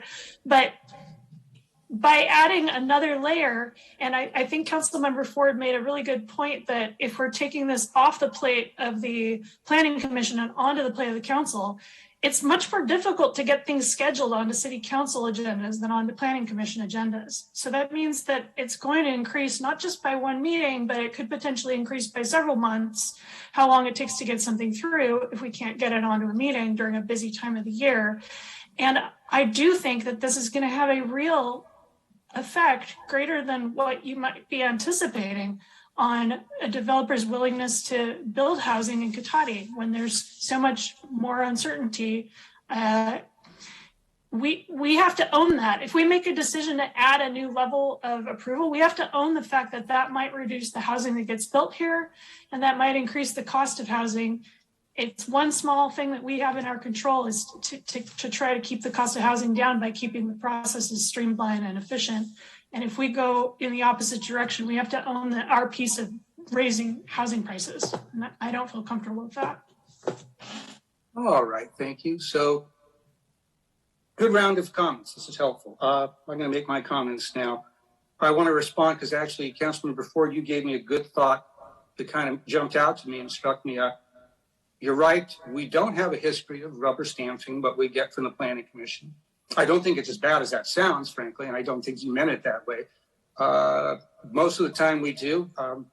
But from time to time, we have veered, sometimes sharply, from what we've got from the Planning Commission. And that may not be a bad thing, and that may actually point out why what I'm suggesting could be a substantial benefit.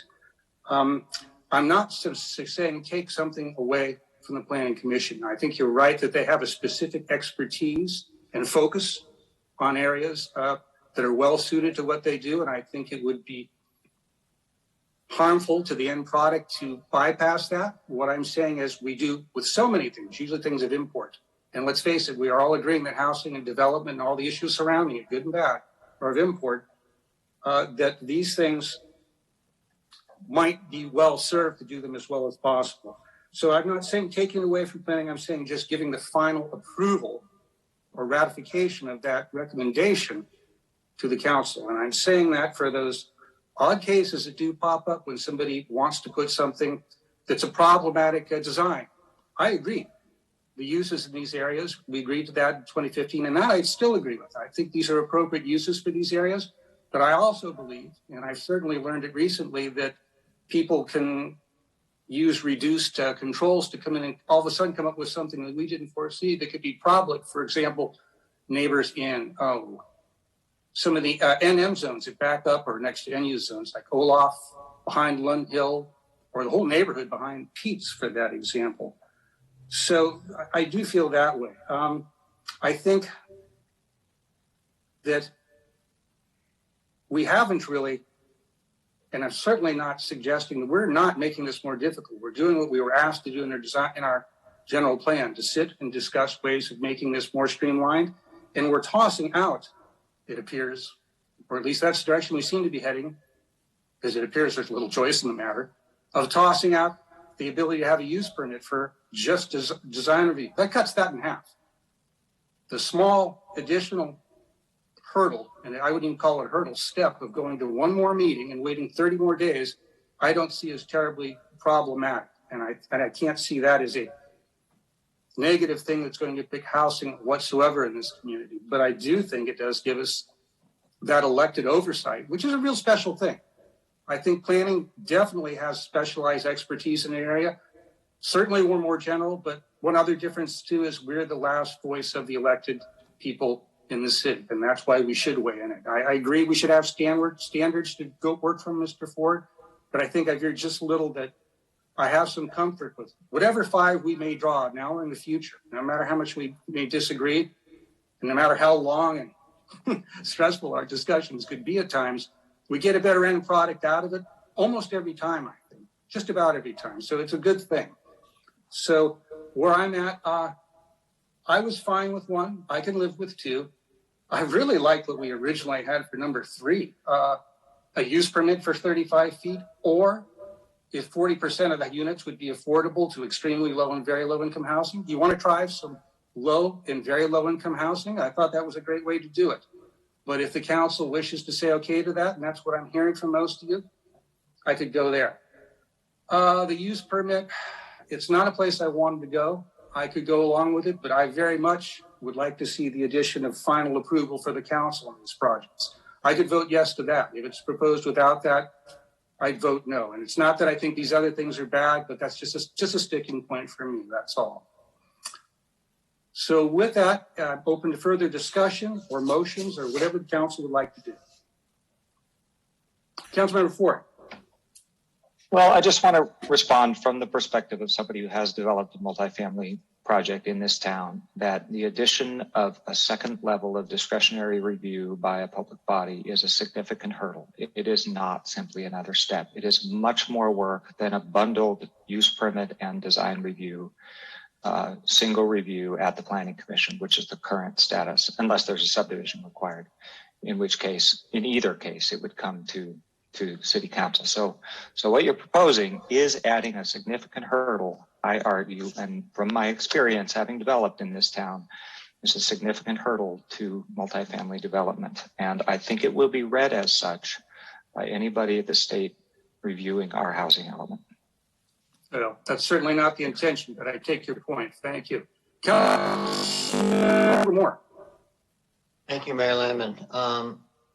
Councilmember Ford, I need to ask you a clarifying question, if I may. When you said that you had, as a developer in the town, and you had to bring your project from planning to City Council, wasn't your project already kind of an exception in the fact that it was initially zoned commercial there? And then rezoned to allow, or? So what I said was adding an extra discretionary review would be a substantial hurdle. I didn't say that my project was an exact example of what we're talking about here. In fact, where I live, we developed under, what was it called? It doesn't exist anymore. The redevelopment. Yeah, PUD, right. It was a PUD, which we don't have anymore. So my specific example, we've come a long way since then in our planning department. Don't get me wrong. Back then, the planning department said they were doing us a favor by getting us through entitlements in 2 years instead of 4. So we've come a long way since then. Don't get me wrong. Okay. Yeah, I don't really think of it as an impediment to development. I don't know that we have a stack of 5 and 10 developers in line waiting to submit their projects here, and they're going to go, damn, now we have to go before the council. Yeah, I just don't see that happening. And maybe I'm wrong. Maybe we do have multi-developers ready to come in. All right. Can I just clarify a little bit, Mayor Landman? Please do. My point is that every round of discretionary review entails some risk of additional conditions or additional things that have to be negotiated. And the different, when we had to go through design review, planning commission, and city council, and each of those levels imposed their own preferences on our project. And it was purely preferences. And that's my worry, that we're expecting to give multiple opportunities for review bodies, planning commission and city council, a whack at the, I'm mixing my metaphor. So anyway, you know what I mean? Like a chance. And I think that's a fair thing. I would agree that may well have happened at times. Other times, though, I would argue, and I think we've done it here even in just our short year together, sometimes the result of this is a better own. Some of those last minute, I forget the term you use for requirements, let's just call it that, may in fact be good ones that are beneficial for the community. So I guess to me, the bottom line, this comes out, it's a balance the council will have to decide. The possibility of something, whether it's a step or a pediment or a hurdle or anything in between, versus the benefit of more citizen input and elected oversight, having to be able to look at something and hopefully change it for better, or even potentially perhaps just being a delay and adding a preference. We'll put all those things up there because that's the balance. And I take your point. You make it passionately and very well reasoned. I still lean more in the other direction, but I'm not arguing against what you're saying at all. So at this point, unless somebody has something new to offer, I think I'd be looking for motions. Councilmember Sparks. Just one real quick new point is I wanted to mention the cost that when you add a new discretionary step, that can definitely impact the financing that developers, financing costs that they incur. They might actually get worse interest rates based on the uncertainty associated with the project. So it can have ripple effects that affect the overall cost of the unit when it's sold to a homeowner. So I don't want us to lose track of that adding additional discretionary hurdles, or if it's not a hurdle, additional discretionary steps does increase the final cost of the housing. And I feel like we need to be doing things to reduce cost of housing, not increase it. Let me ask you a clarifying question, because I think that could occasionally be the case. But should we not, as representatives of the general public, also be representing the interest of the general public, even if sometimes it works in a way that might be problematic for a particular project, even if it adds a little extra time, or if something they might feel is an encumbrance that perhaps the majority of us feels good? Wouldn't you agree sometimes there's some value in that? I absolutely agree that there's value to oversight and there's value to us having public input and having some control over projects. I feel that entrusting the people on the Planning Commission with that design review process and then looking at ways that we can improve our outreach to improve the engagement at the existing, if we're worried we're not getting enough engagement, because I totally understand Councilmember Harvey's concern that people don't necessarily come out for the Planning Commission meetings. They don't know what's going on. So I'd say let's look at that. Let's look at how we can get improved engagement at those meetings rather than adding a costly new step, so that we can do the important oversight that we need to do without increasing the cost of the units. All right. Well, we've aired this out pretty thoroughly. I think we have left no stone unturned, and I think that's a good thing. Do I hear a motion from anybody tonight? Mayor Landman, just if I may, before the motion, I just want to clarify. So items 1 through 3 are, from staff perspective, essentially implementing commitments made in the general plan. Option 4 is something that staff is proposing that is absolutely not in the general plan, and whoever makes a motion is free to take or leave that. Changing the design review decision-making process is a completely new ordinance that has to go back through the process, just to clarify. So let me understand this then. I had understood that the addition of NM was something that staff added that was in general plan. Are you saying all of item 4 on packet page 578 is JP, we're not required by your understanding of the general plan to do that? Would that JP, be can you correct, Mel? clarify? Yeah, I can clarify. So items 1, 2, and 3 are things that are cleanup for the most part. Item 4 can be divided into two pieces. One is the NM, the use permit in the NM, which is not discussed in the general plan direction. The element to add NU is one of the program commitments that we said that we would take on. So the part that staff kind of went above, not so much above and beyond because we took the broader direction, but what we interpreted affects the NM. So if you were to look at package page 592, for example, which is one of the elements of the ordinance, if you wanted to make a motion to say, let's do what the general plan directed, and then so that basically under NU, those would become permitted, but NM we would leave as use permit. And that would be consistent. I think that would be consistent with what's done in the general plan. It would not be going that additional step that staff chose to do, which is to go permitted in the NM district. I hope I'm making sense. No, that's clear. Thank you. So, and so we council, can line item this out the way that you want. It's structured in a way to give you the discretion to thumbs up, thumbs down on any of these items. And then when we bring it back for the second reading, we'll make any adjustments that the council wants to make. But Noah's correct. We can't bring the amended review process tonight. That's not on the agenda. Yeah, okay. So we also Mr. Mayor, I want to just quickly draw something to your attention about what JP just said on packet page 579. The policy concerning the use permit is there. It's program 3.9.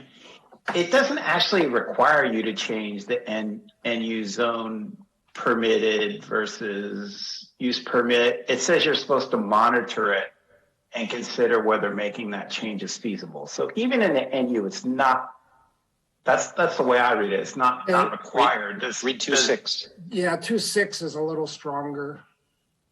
Why don't we give our city attorney a moment to look at that while we ponder this new information? And Mr. Bacher, go ahead, take a look at that and get back to us.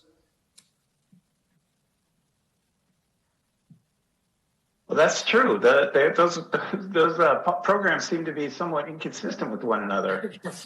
So I would grant what JP said is accurate, because what 2.6 says is that it will be removed. So our general plan is inconsistent with itself, but we're going to go with the worst case scenario. All right. So it appears that we do have, council, what we're currently discussing, plus we have the ability, if council desires, to drop the requirement, drop the removal of the use permit requirement for NM, neighborhood medium density housing, if we wish, from item 4. So I see some hands, Councilmember Moore and then Councilmember Ford. Thank you, Mayor Lemon. If it's appropriate, I would make a motion that we take a vote on the first 3 items and separate out 4 and vote on that separately.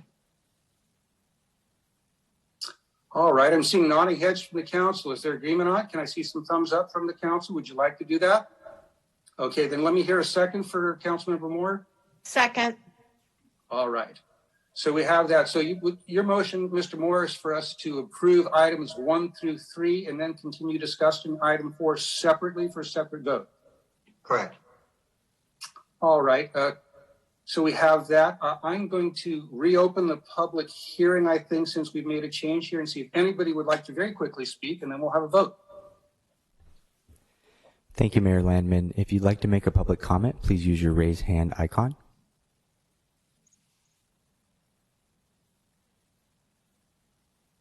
Mayor Landman, that will end public comment. All right, so we'll close the public hearing for final time tonight. If we have a roll call vote on that particular motion, please. Councilmember Sparks? Yes. Councilmember Ford? Yes. Councilmember Moore, Yes. Vice Mayor Harvey, Yes.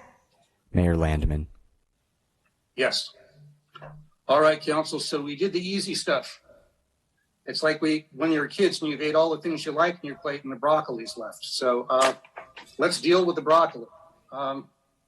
So we have number 4 as it currently exists. We have the potential to drop part of it, which was the staff addition, going beyond the housing element for NM density housing.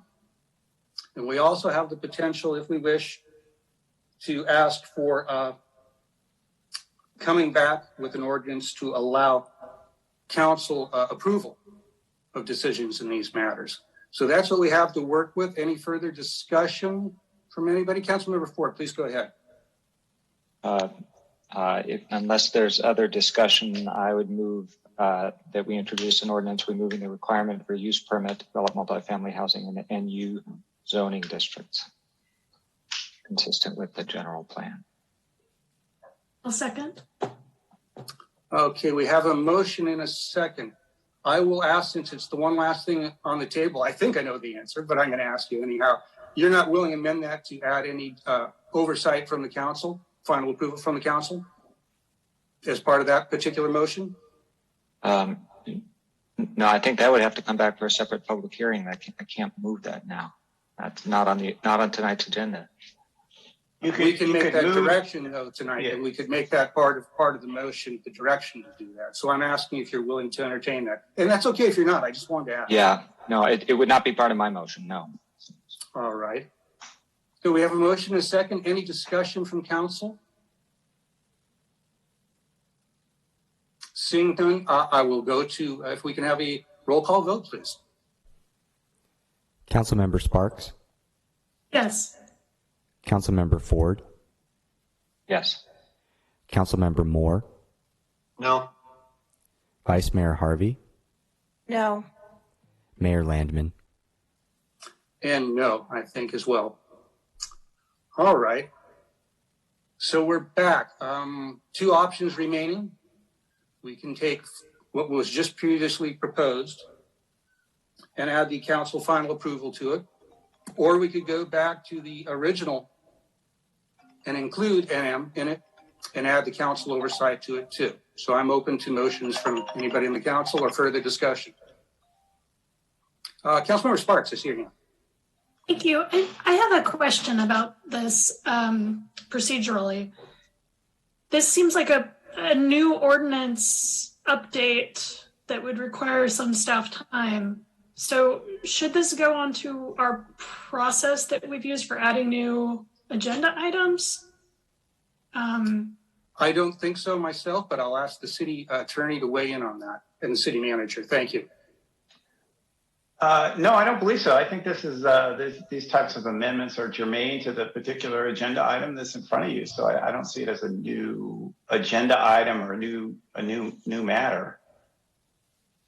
Okay, thank you for the clarification. I would just add, I mean, I'm sure this is obvious to everybody, but another option is just to, I know it's not consistent with the general plan direction, but leaving the use permit in place as the process exists today. I'm going to ask you if you could fill that out, and I'm seeing a few quizzical looks. From the discussion with staff previously, I understood that could be problematic, that we were kind of bound to removing that. Are you saying we could just leave the use permit for both NM and NU neighborhoods? Because I didn't see that as an option from our previous discussion, City Manager Obid. Well, it would be inconsistent with the housing element policies in the general plan. It's true. Mayor Landman, I would just add, I think it's like, my concern is adding additional discretionary steps to a housing process in light of the avalanche of housing law that's passed. I'm not comfortable letting you know that we could actually do that now. So I think if the direction is to review state law to ensure that such a change would be consistent and allowed, absolutely interested in doing that. But what I think I think that direction is as likely to be problematic as leaving the current policies in place, frankly. So I think if the Let me ask council you, which has one those- then would be worse in your mind, Mr. Hausch? Which would be more problematic for the state? To me, changing the discretionary process for housing to add another layer, big picture, citywide is, from my, I mean, this is just speculation. It seems to be much more of a potential impediment or from the state's perspective on housing production than just leaving it in one district in one zone. Because actually, I need clarification. Is the direction potentially going to be that the council wants to take action on all use permits, only use permits for multifamily housing, only use permits for multifamily housing in in-use zone? I mean, there's a lot of ways to parse this, and depending on what that direction ends up being, my answer will be reflective of the level of problematic concern I would have based on the perception of the state. Well, I think you heard what was on the table here and what exactly you provided us in the packet. And this is item 4 on page 578. And the question was, what it sounded like where we're going was either approving that as it currently stands, but adding that we come back and change our ordinance to allow a final council approval after planning goes through this, or alternately, to do just that, but to also drop the neighborhood medium density since that was an add-on. Those were the two options I heard, and I think that was specifically what the council was looking at. So in response to that, dropping the neighborhood medium is not problematic at all from the state review of our housing element perspective, because that's not a policy or program that we've committed to. So, yeah, I understand that. So that's what we would be suggesting, one of those two things. That's Mr. correct. Mayor, can I jump in with a clarification? Well, I'd like to let Mr. Hausch finish his thought, then I'll come right to you next. Well, and then from what I've heard, I think if there's concern over the decision-making process for use permits or design review for multifamily housing, it would only be in these districts. It sounds like I'm kind of struggling on how to parse that. I believe that was how my understanding is well, Mr. Hausch.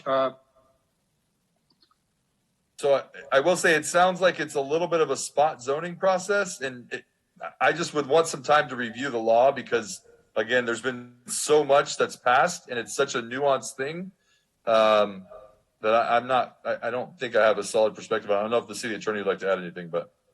Well, while he's thinking about it, let me ask you that.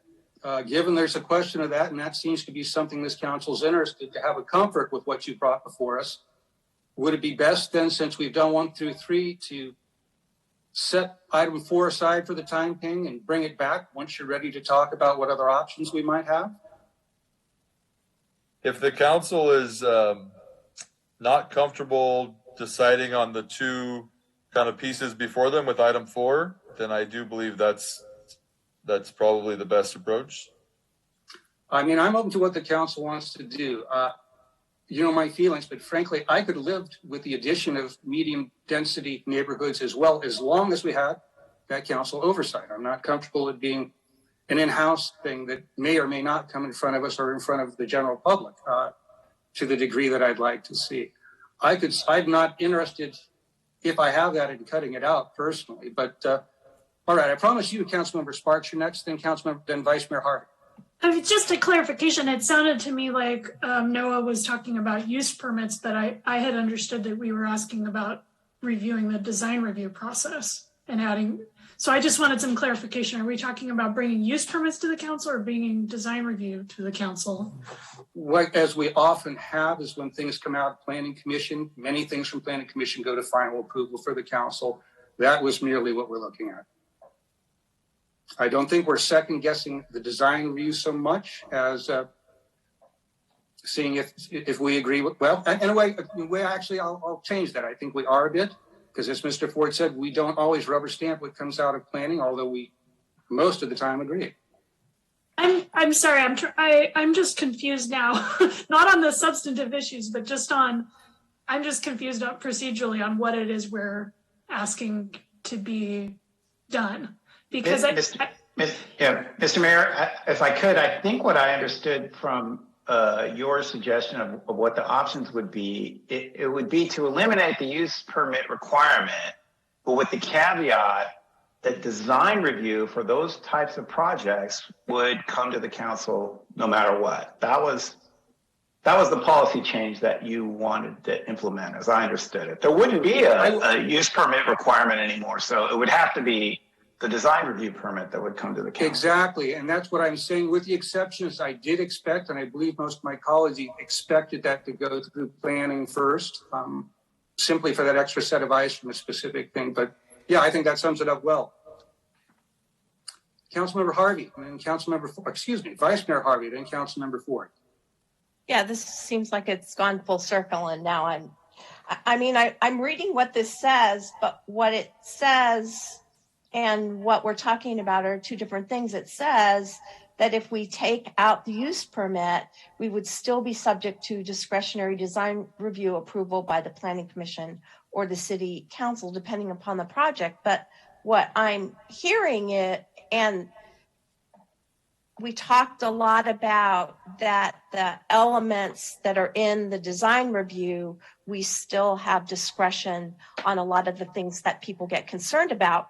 But now really what I'm hearing is that, well, that's only at the Planning Commission, and they may or may not have the same thoughts about it that the council has. So I'm just feeling like we're kind of, I felt really good when it got explained that we didn't lose, this discretionary opportunity. And I felt that I could give up on the use permit, but now I am feeling like, well, if we give up that, then we've given up all of it, and projects will just come willy-nilly their way, and the Planning Commission, may or may not catch things, and there may or may not be public there to participate, and then, we'll have people coming and screaming at us. So I'm kind of at a loss at this point, because I feel like we're trying to do the right thing and we're trying to make it easier, but we're kind of being put in a box that I'm not real comfortable with. Yeah, that's why I suggested it might be better to, Mr. House has raised that he's not sure if we're legally able to have, actually look at this as a city council and look at these things, and we might not be able to change these ordinances. And I'm saying that kidding, he didn't quite say it like that, but I'm laughing when we're saying how many circumstances we're actually not supposed to be able to weigh in anymore, and that's problematic, and the state will come after us. That's the same concern I certainly had. We know, I would say that it's not that I think planning misses things. I don't think they rarely miss things from the lens that they look through. The problem is it's just a different lens and a more narrowly focused lens than we use. And we've seen that recently. Things that worked by their checklist were problems here. And so that's why I do want some sort of oversight. And I'm not hearing good suggestions coming tonight. So, I still like the idea of just amending to the degree. I don't think that's adding a hurdle. Perhaps people could make that argument, but at any rate, I think I said this already, so I'm going to go to Councilmember Ford. Thanks, Mayor Landman. Yeah, thanks. I just wanted a quick clarification. Removing the use permit requirement from either or both zones, in my understanding of the process, would not cause any projects to avoid city council that currently have to come to city council. I believe that's correct. JP or Noah, can you help me? Yeah, that's correct. That's correct. Okay, so removing the use permit does not remove any projects from city council oversight that currently have city council oversight. I just want to make sure that's clear, because it sounds like some people think that by removing the use permit, we're removing some city council oversight, and that's simply not true. That's right. Good point. That's correct. Just to emphasize, in general, use permits are approved by the Planning Commission unless they're appealed. Noah, that's correct. As is design review, correct. Both of them Correct. are Planning Commission level decisions. They do not go to the city council except on appeal, which is always available. However, many projects will have an additional element that does require city council approval. A density bonus is one of them. The affordable housing agreement element of the project, regardless of whether it's approved, will become to the council. That's a council level decision. Subdivision. Yeah. So I'm going to look at the council and see if we're at a place where we're comfortable making a decision tonight. I'm not sure if we are. That's why I'd like to suggest that perhaps this particular item comes back to us for suggestions from Mr. Obid, Mr. Bacher, and Mr. Hausch, and how we can get to a place that the council feels some comfort in opening this up and still feels like they have some control that what might be a best way to go forward. We know a few directions we've looked at, and there might be some others, but I think we've done as much as we can as a group tonight, and I'm not sure we're going to get ahead with it. Vice Mayor Harvey. Yes, I like that suggestion, but if they bring it back, I like what you just said about the examples of the things that it would have to go to council. If we could have some examples of, here's the things that would stay at planning commission, here's the things exactly that would have to come to council. And that might help us kind of look at what our universe is and maybe make us feel a little bit more comfortable, because I think right now we're just, I mean, as an elected official, you know, people are holding me accountable for watching out for them. I'm not here because a developer is here, and yes, I want housing here, but that's not who I'm supposed to represent. I'm supposed to represent our constituents. So I'm trying to do that in the best way I can, yet have housing developed. So it's kind of this fine balancing act that we have to do, but it's not, you know, it's not that simple. So if you could give us an example. I certainly agree with that. I'd like, my personal concern emerging from this is, it's a small thing that may only rarely pop up, but it would be use cases in boundary areas. As I talked about, looking at the map of where NU encroaches on or is close to NM, you can see some areas where a typical by right, in essence, or at least with some restrictions, streamlined, 3-story building where previously would have only been 2 stories, might be projects that we might be uncomfortable with, even though the great majority might be just fine. I'd love to see how we can deal with that, you know, in some way. I'd like suggestions on that myself. Councilmember Sparks, I see your hand up. Yeah, thank you. And I appreciate Councilmember Harvey's comments that you are representing your constituents, and I totally and completely respect that perspective. And I also feel that I'm representing my constituents by looking out for their need to have more affordable housing. So I have no connections to developers, and I'm a teacher and I'm not a developer. But I'm coming at this from a place of looking out for the interests of constituents also who are drowning in the price of housing. Thank you. All right. So any other direction for council? Are we comfortable asking this to come back for one more pass through the grinder? Or does anybody have something they want to propose? I'm thinking we're all beat down thoroughly enough. We might be comfortable with that. I'm even seeing some smiles, so perhaps we're not beat down enough, but all right. Mr. Mayor, yes. Before we go on, I just want to make sure that we're all on the same page. Like, please. You had a motion that passed earlier. It was kind of in the form of a straw poll on items 1 through 3, and it passed. And then we got to item 4, and you asked for that item 4 to come back. Is how I'm understanding it. Is that correct? And so should we interpret the motion to be that you introduced the ordinance to make all of the changes except for item 4? And that would be correct. Okay. I'm going to look to the council if anybody disagrees, but I believe that was not just a straw poll. That was a willingness that we all agreed in that portion and wanted to move forward with it tonight. Is it? I'm looking for nods. I'm seeing yes. Okay. So just so we're clear, we're going to go ahead and strike out section 4 that's in the ordinance and introduce the rest of the ordinance. Sections 1, 2, 3, and 5. So we would be asking tonight then for somebody to move introduction of an ordinance as written, striking item 4 on page 578. Correct. And it's actually section 4 on page 591 of the packet. Okay, that works for me. I'm looking at 578. I think it's the same exact thing, but that's good. Yeah. So eliminate section 4 from the ordinance. All right. Well, the end for the moment is before us, council. Do we have a motion to introduce that as described? So moved. Pardon me.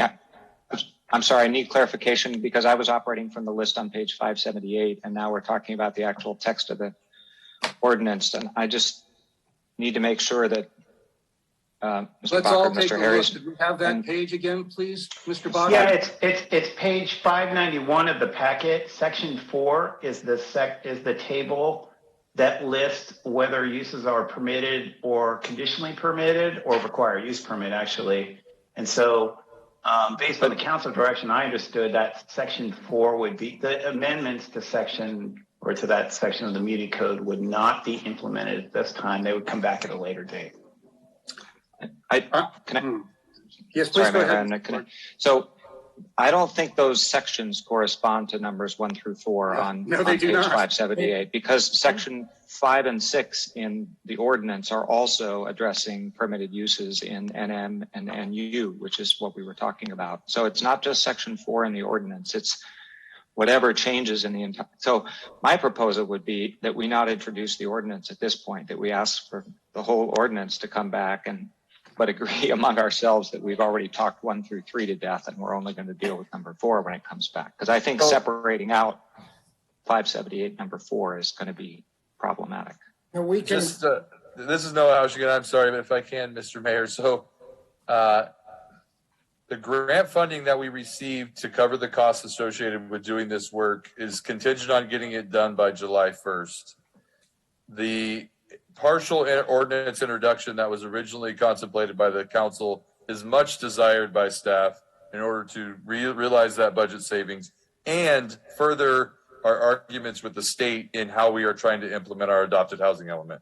So if there's only one element that's under discussion, staff would very much appreciate having the other pieces passed tonight or at least by July 1st, if that's possible. That's right. Well, given that we haven't been that terribly helpful to you of late, I think that's the least we could do, Mr. Hausch. Let me ask our city attorney, are you comfortable with language, something along the lines of introducing this ordinance as written with the exception, removing all items as described in item number 4 at the bottom of packet page 578? Yeah, I would be comfortable with that approach. That means that we're going to trust staff, Mr. Obid, to keep his eagle eye and make sure this works appropriately. Sorry about that, but this way would allow you to meet the time constraint that you'd like to make. If that sounds agreeable to our legal help and the council, maybe that would be the way to go. Yeah, that would be workable. And just for the record, the council will see this again. It will come back for final adoption at the next meeting. So if we make an error, you can correct it at that time. And that's perfect. And so I think hopefully that's the best outcome we can get tonight. I like it. So that's the motion. Would somebody like to say they'd like to move this as described? Moved as described. Second. Mr. Bacher, is that meet your comfort level? Yes. Thank you. All right. We have a motion and we have a second. Thank you, Council. I'm going to go see if we can have a roll call vote now, please. Councilmember Sparks. Councilmember Sparks. Yes. Councilmember Ford. Yes. Councilmember Moore. Yes. Vice Mayor Harvey. Yes. Mayor Landman. Yes. All right. Thank you, Council. We're 3/4 of the way through it. It is now almost 8:15. We're at it going on not quite 2.5 hours. I wonder, is there an interest in taking 5-10 minute break maybe before we go to the rest of the agenda? I saw one thumbs up. I see two. I see 5 fingers up. Okay. We're going to take a 10-minute break and come back here at 8:23. We'll be adjourned till then or in recess till then. Thank you, everybody.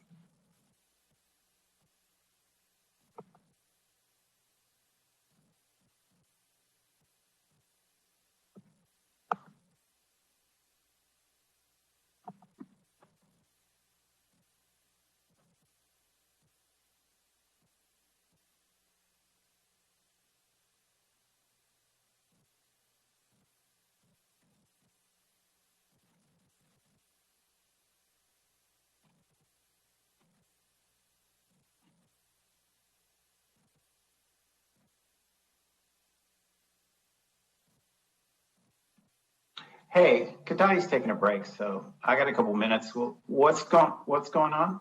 Anything?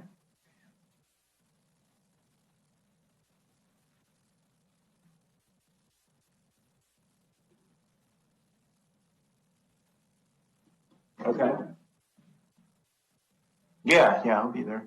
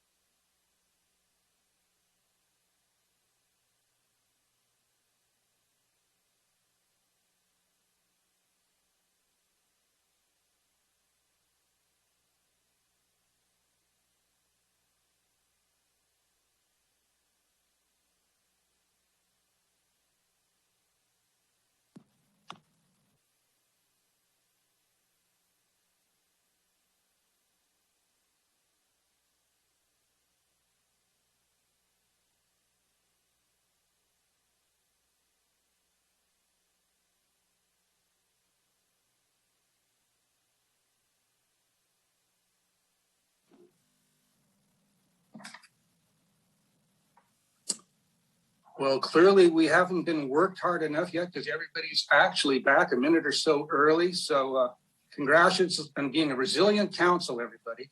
I'll check with staff and see if we're all ready to go with get to our regular agenda. Mr. Obid, are we set? Yes, we are set. Sorry about that. That's all right. Thank you. So, all right. So that takes us now to item 11. This is our regular agenda. And we have one action item tonight, which is a part-time clerk for Sonoma County Mayors and Council Members Association. We have a staff report. I believe, Mr. Obid, you'll be making it tonight? I will, yeah. Thank you. Sorry, I'm having some video issues here. Anyway, in the meantime, I will go ahead and just give the report while I work on my video. So the Mayors and Council Members Association of Sonoma County is as you all know, is a countywide organization where the council members from around the county get together and have, it's basically a forum to network and share ideas and coordinate on issues of regional concern.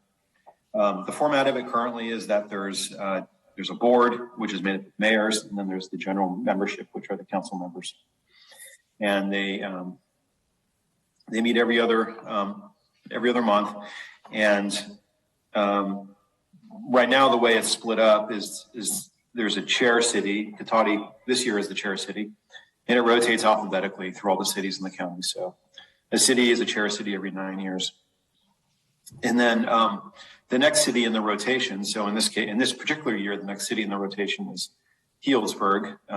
They would be considered the program city. So in other words, the city that lines up speakers to speak at the general membership meetings. Whereas the chair city will preside over the meetings, so run the meetings, as well as publish the agendas, host the website for the year, and just generally organize things. And then there's a third city that's involved, and that rotates, unlike the first two, which are the chair and the program city for the year. The third city is a host city. So for each meeting, particularly when they're in person, they rotate around. So for example, the most recent one, the host city was Rohnert Park. And so their responsibility was to organize the meeting venue, the food, and, take payments for food, that kind of thing. So several years ago, before this, string of emergencies, natural disaster emergencies in the county, there was discussion countywide about both, I guess the general, there was two things really. One was that the rotating nature of the Mayors and Council Members Association was a little ad hoc, because for the chair and program cities, you don't see it except every 9 years, and so everyone forgets how to do it. The chair city's website that hosts the agendas moves every year. It just isn't. It's not a very streamlined process that has any continuity to it from year to year. The other issue was that the cities wanted, at least in areas where there's widespread agreement on regional or countywide issues, they wanted to have a forum where they could get together and potentially work on stuff together. And the current bylaws of the Mayors and Council Members Association it's not really amenable to that. Just the structure of the bylaws and the multiple general membership meetings, which are 2 months apart, to do anything the way it's structured now. Sort of the Cliff Notes version is that the board has to make a recommendation in one meeting, and then it has to go to the general membership, which is another meeting 2 months later, and then the general membership can finally vote on it. Another meeting, which is another 2 months after that. So by the time all that happens, whatever the issue is, in many cases isn't even an issue anymore because the world's moved on. So those were some of the things, and attached to the staff report is the ad hoc members that were formed, and they were it's a group of formerly mayors at the time, but now generally council members. So Tom Schwedhelm from Santa Rosa, Melanie Bagby from Cloverdale, Teresa Barrett, Mayor Barrett from Petaluma, and Nisa Hinton from Sebastopol. And it's staffed by myself and also Jeff Kay he's the manager from Healdsburg. So we're staffing the ad hoc. The ad hocs, we've had a couple meetings. The ad hoc's focus has been on the part-time clerk. And so this was the proposed solution to add continuity and try to, get sort of rather than every 9-year kind of thing, both relieve the staff burden every 9 years as it rolls around, but also add continuity and structure to this with a follow-up action of starting to work on the bylaws, which hasn't really started yet, but that's the next action. And so they wanted to get this up front because some councils actually all councils are working on their budget, and some councils may need to budget for this kind of thing explicitly, others may not. That could be maybe part of, a city manager's budget, or there's the various ways different cities handle it. But they did want to get this out early so it's in front of cities so that if at some point later in the next fiscal year 22-23, the bylaws are updated and they move forward with starting to hire the clerk, that the cities have the funding available to do that. And the estimated funding right now is probably around $6,000 or $7,000 a year, proposed to be equally split among the 9 cities. With the caveat, and this is something just to think about too when you discuss this item, there was a proposal from the subcommittee that whichever city takes on the administrative role, in other words, is managing the contract for this part-time clerk, could get a 50% credit, essentially, in lieu kind of credit towards the annual fee. So that would mean that their fee would maybe be $3,000-ish a year, and everyone else's would go up by $1,000 or so. So it might be, $8,000 or $9,000 instead of $6,000. And these are all just estimated costs because we haven't, mayors and council members group has not formalized this or obviously started recruitment, but these numbers are based on a similar position in another mayors and council members association in the Bay Area. It's not that atypical to have this sort of function associated with mayors and council members. So it's, even though it's only an estimate, it's probably in the ballpark, pretty close. So that is, that's kind of it, except I will just add that this, aside from providing continuity, would also eliminate the need for programming city. So that would no longer be a thing because the proposed direction the bylaws are going is that the mayors would be helping set that direction, and then this person would be finding the speakers to fulfill that program goal. There still would be a host city because the meetings would rotate around. So you still need a city that would organize the event. Obviously in coordination with the clerk, and then the chair city to preside over the meeting. But the agendas, the website maintenance, meeting invitations, all that kind of stuff would then happen through this part-time clerk. So the chair city would have less responsibility, mostly just be presiding over the meeting and coordinating with the clerk on agendas. And with that, I would be happy to answer any questions. All right, council. Let's see if anybody has any questions for City Manager Obid. Councilmember Ford. Thanks, Mayor Lemon. So my only question is, Damien, whether you and the ad hoc have talked about management of this contract person and to what extent that would be handled by the overseeing city who actually, issues the contract versus the host, the chair city for the year and that mayor. Where does the sort of day-to-day or week-to-week sort of oversight of this contract clerk lay? The expectation would be that the fiscal agent, the city that actually manages the contract for the clerk, would be managing the clerk. And that's part of the recognition for the reduced fees. The chair city would only be coordinating to the extent that they would be, working on the agendas together, reviewing the agenda before it gets published, that kind of thing.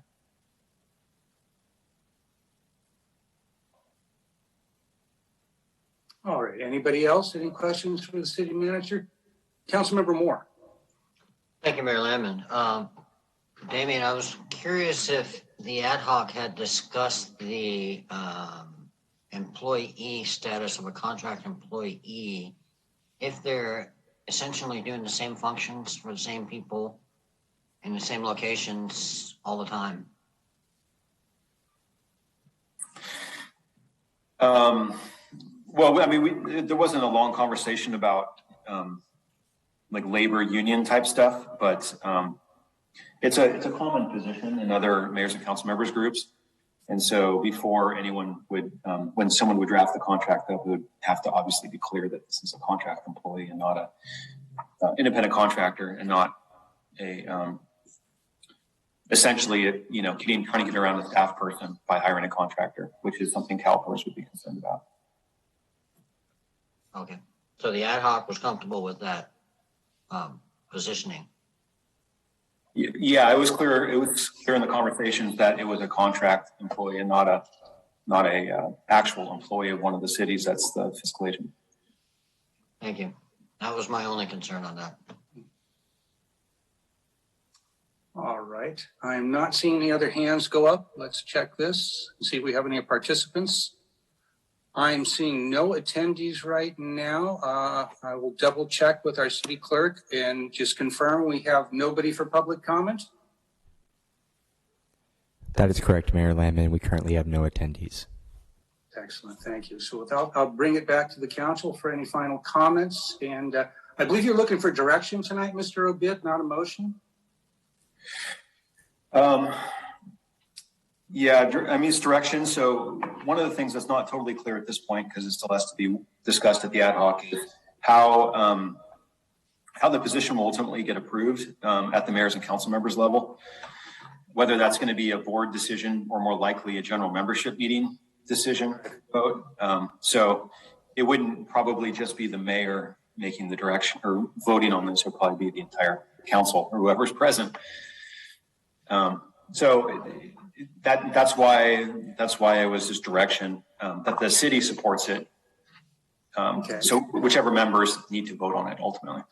So we'll be looking for direction tonight, council. And also, I think there was a question if we were all individually okay with the proposal. I don't know if it's set in stone yet, but the proposal to give a discount to whatever city is administering the employees. So, Councilman Vice Mayor Harvey, please go ahead.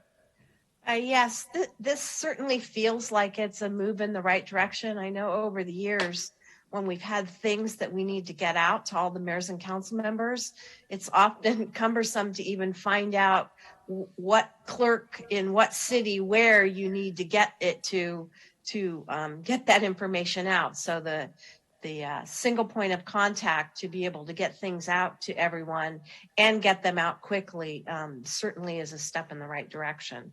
So even just at that, it will help us all move forward, I think. So I am generally okay with this as a direction.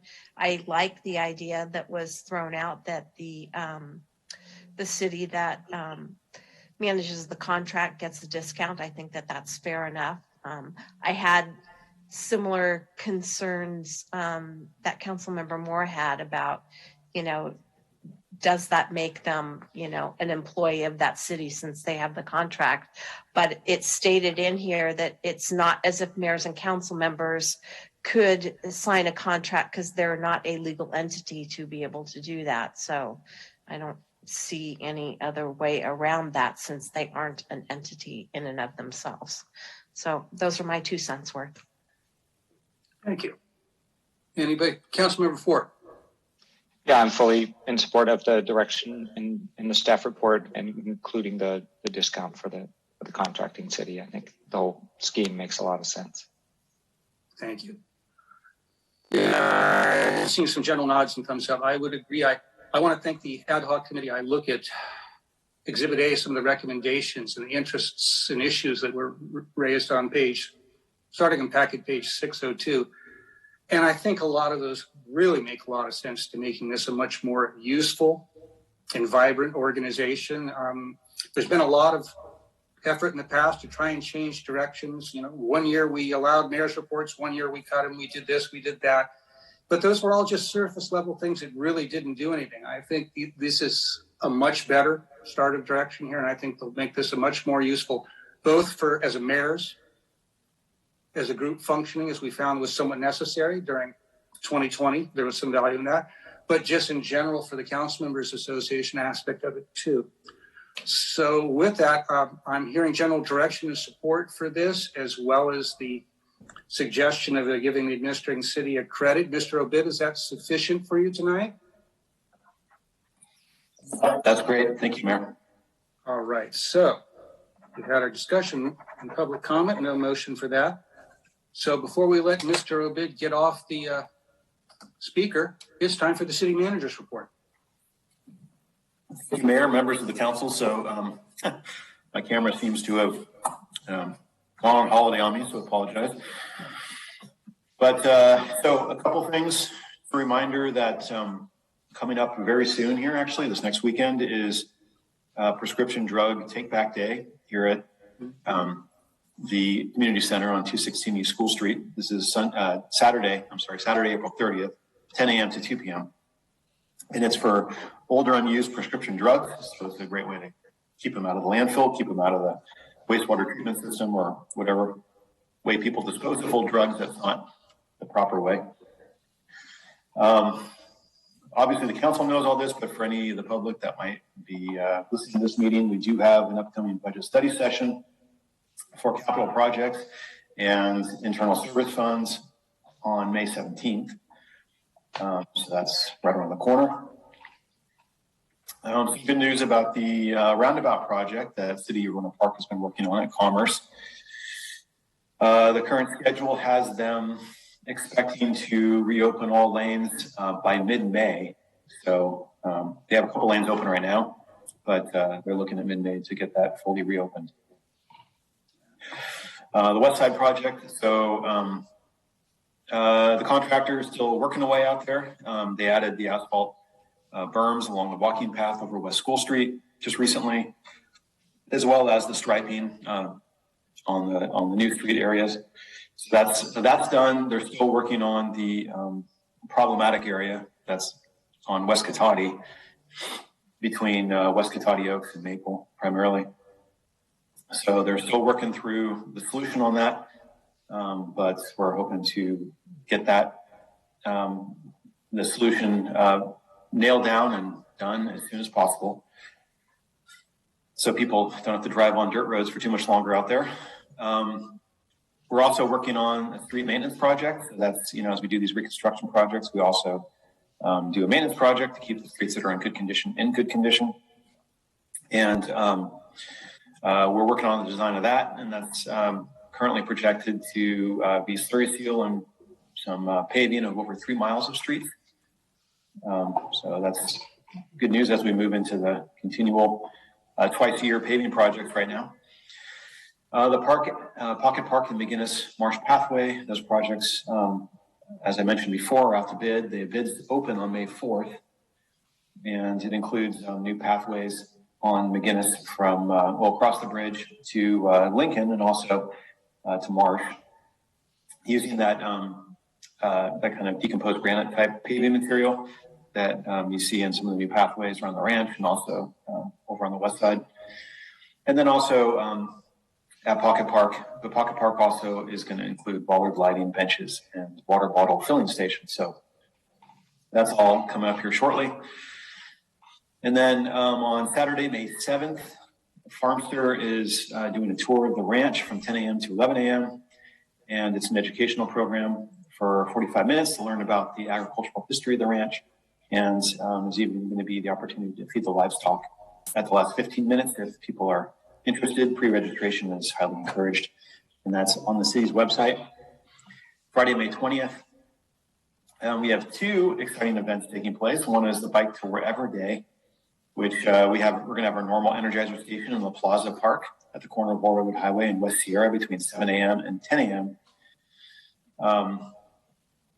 And then we also, at the Veranda Fletty Ranch, Sandy Loam is doing another free youth day in partnership with Sonoma County Library between the hours of 3:30 and 5 p.m. And the Bibliobus from Sonoma County Library will be there. And that's where kids can check out books, tour the ranch, visit the animals, and participate in hosted teen and tween activities, including live music and ice cream social. And this is free, but we do request people register ahead of time, just so we know and have enough materials for the people that attend. We have a variety of other programs, including Zumba Fitness, Zumba Gold, Pre-Ballet, Dance Academy, toddler and parent music together classes. And we have some camps coming up, Camp Katati Summer Camp with CIT program for teens, farm camp at the ranch, gymnastics camp, youth theater camps, and other stuff. We also have events such as Movies in the Park coming up, National Night Out, Kids Day, and many more. So stay tuned for that. And all this stuff can be found on our website. And for recreation programming, you can always contact our rec department at 665-4222 or wilson@kataticity.org or our Facebook or other social media websites. So with that, I'd be happy to answer any questions. And I'll see if the council has any questions for City Manager Obid. I'm seeing a tired council. They appear satisfied. That's good news, City Manager Obid. I'll just comment, you mentioned talking about the difficulty with the subsurface on the west side, and you mentioned having it nailed down. I hope that's not the design we've ultimately seized upon as the best way to fix that substrate, but we'll see what Gelati and Sons can come up with. Thank you. Yeah. If that gets out in public, I hope we're getting very long nails. That's all I can say. So next, that brings us to item 13, Council. This is City Council member reports, and I'm looking to see whose hand goes up first. Vice Mayor Harvey. All right, just have a couple of reports. The first one is there, excuse me, was a second community meeting about the groundwater sustainability plan. It was originally going to be held in person, but they got too many respondents, so it had to be moved to Zoom. There was about 50 people. Staff was just right on it answering questions. There was 3 staff answering questions. The minute people could put out a question, they were able to answer them. The facilitator was able to summarize some of the common questions and things, but it was very well attended and a lot of really great questions. There will be 2 more meetings. There was actually one tonight in Windsor, and there's another one tomorrow in Santa Rosa. So that's groundwater. I also attended the Sonoma County Waste Management Agency meeting, and this one you're going to have to bear with me because they had a lot of really good stuff to report. We didn't, because of COVID, put out a zero waste guide last year, but the new one is just coming off the printer, so you will be seeing those in English and Spanish. So that's great. We received a $2.5 million California Youth Workforce Development Grant in association with Youth Job Corps and Conservation Corps, and they're going to be doing a whole lot of cleanup of hotspots of dumping areas and places like that throughout the county. They have a whole list of those. They're going to also be helping with food distribution, and they're also looking to be able to recycle some aspects of some solar panels. So that's exciting. The beverage container CRV kiosk in Sebastopol finally opened. It's doing very well. There is an opportunity for 10 more of those with the grant. So hopefully we can get one in our general vicinity. The problem has been with finding a location where people are willing to host that. But it works really well. It's in like basically a cargo container, and they open up the doors and they have a, laptop set up and they weigh things, and it's been really very, very receptive out there. So that's worked really very well.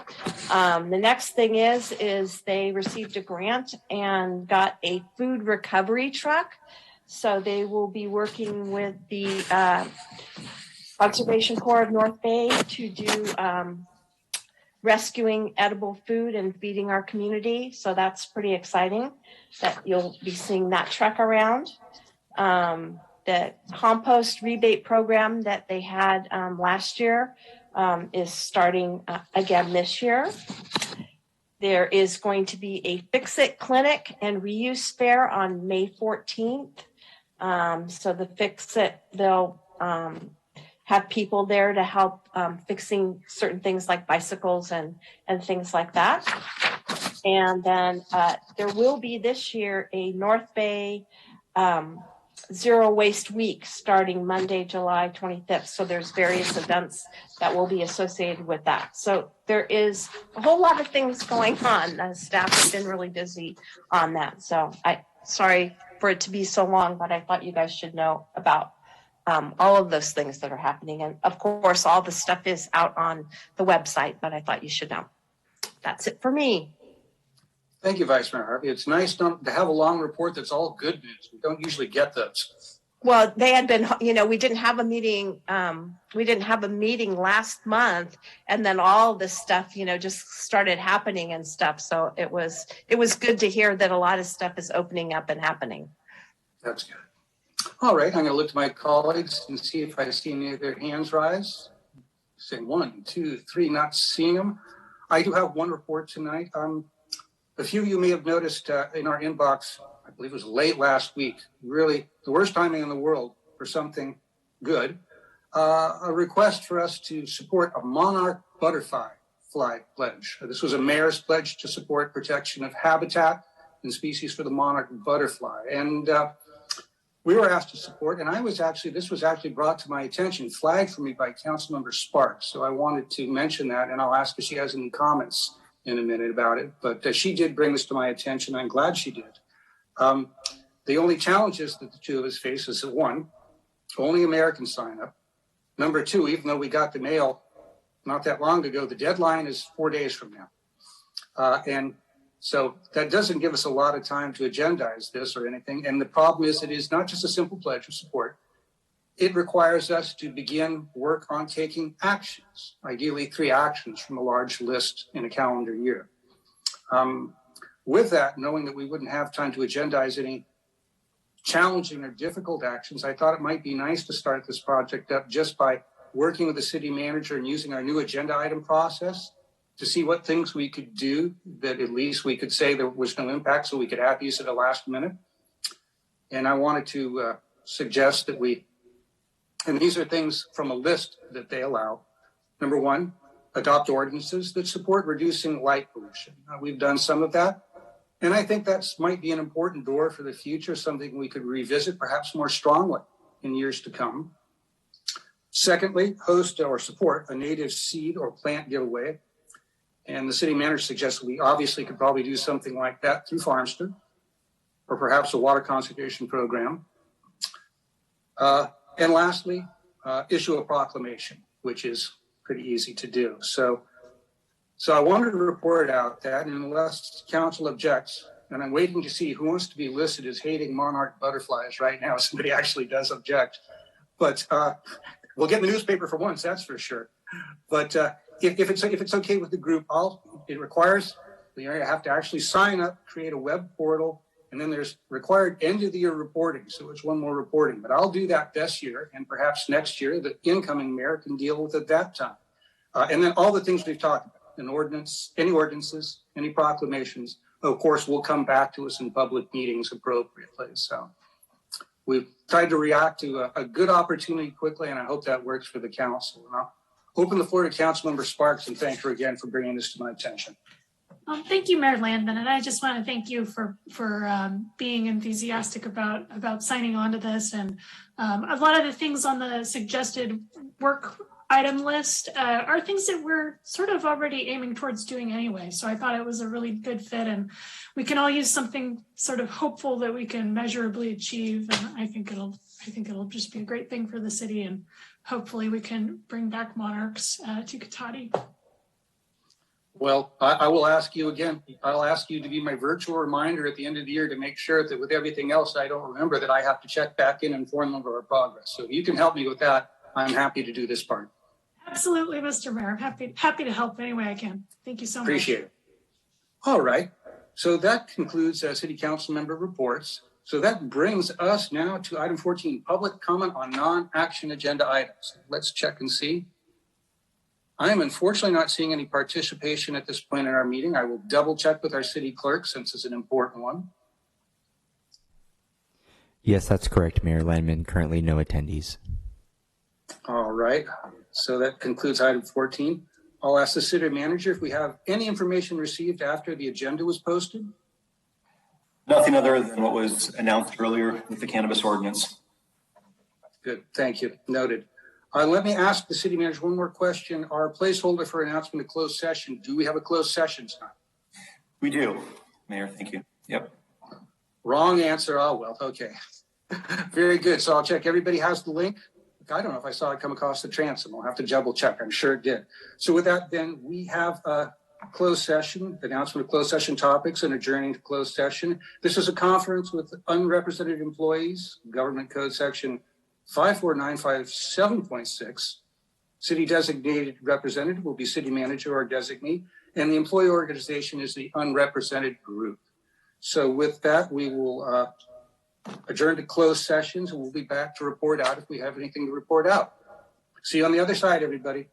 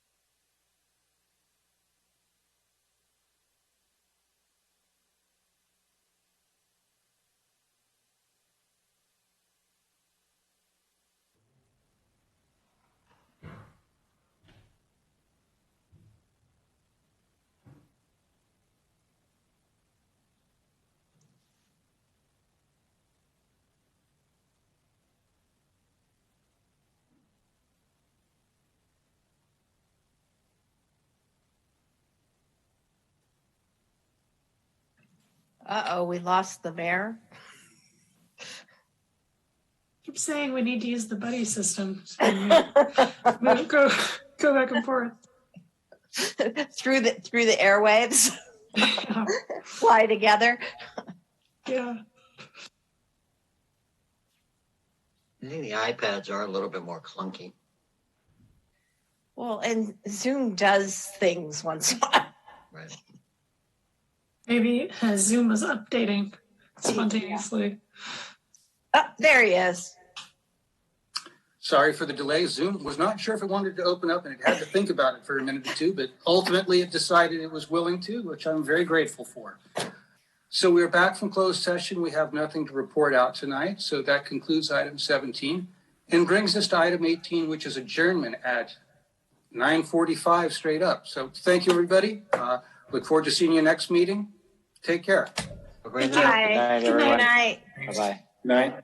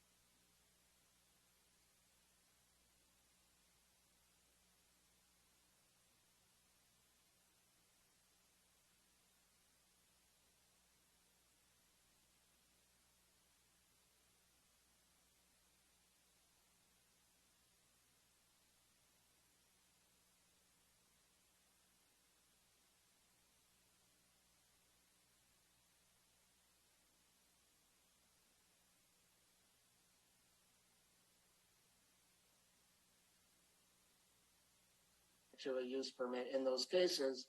In those cases, they're going beyond the standards of our code. But working within our code, I think that the design review process provides, I think, I would say it doesn't take anything away from your ability to review the project, condition the project, and even deny the project in some cases. Yeah, and I would just add, getting back to the minor use permit for the farm stand reference, because I do think it's a good comparison. Use permits are really appropriate when you want to look and question whether or not a specific type of use, usually commercial, is appropriate for a specific property.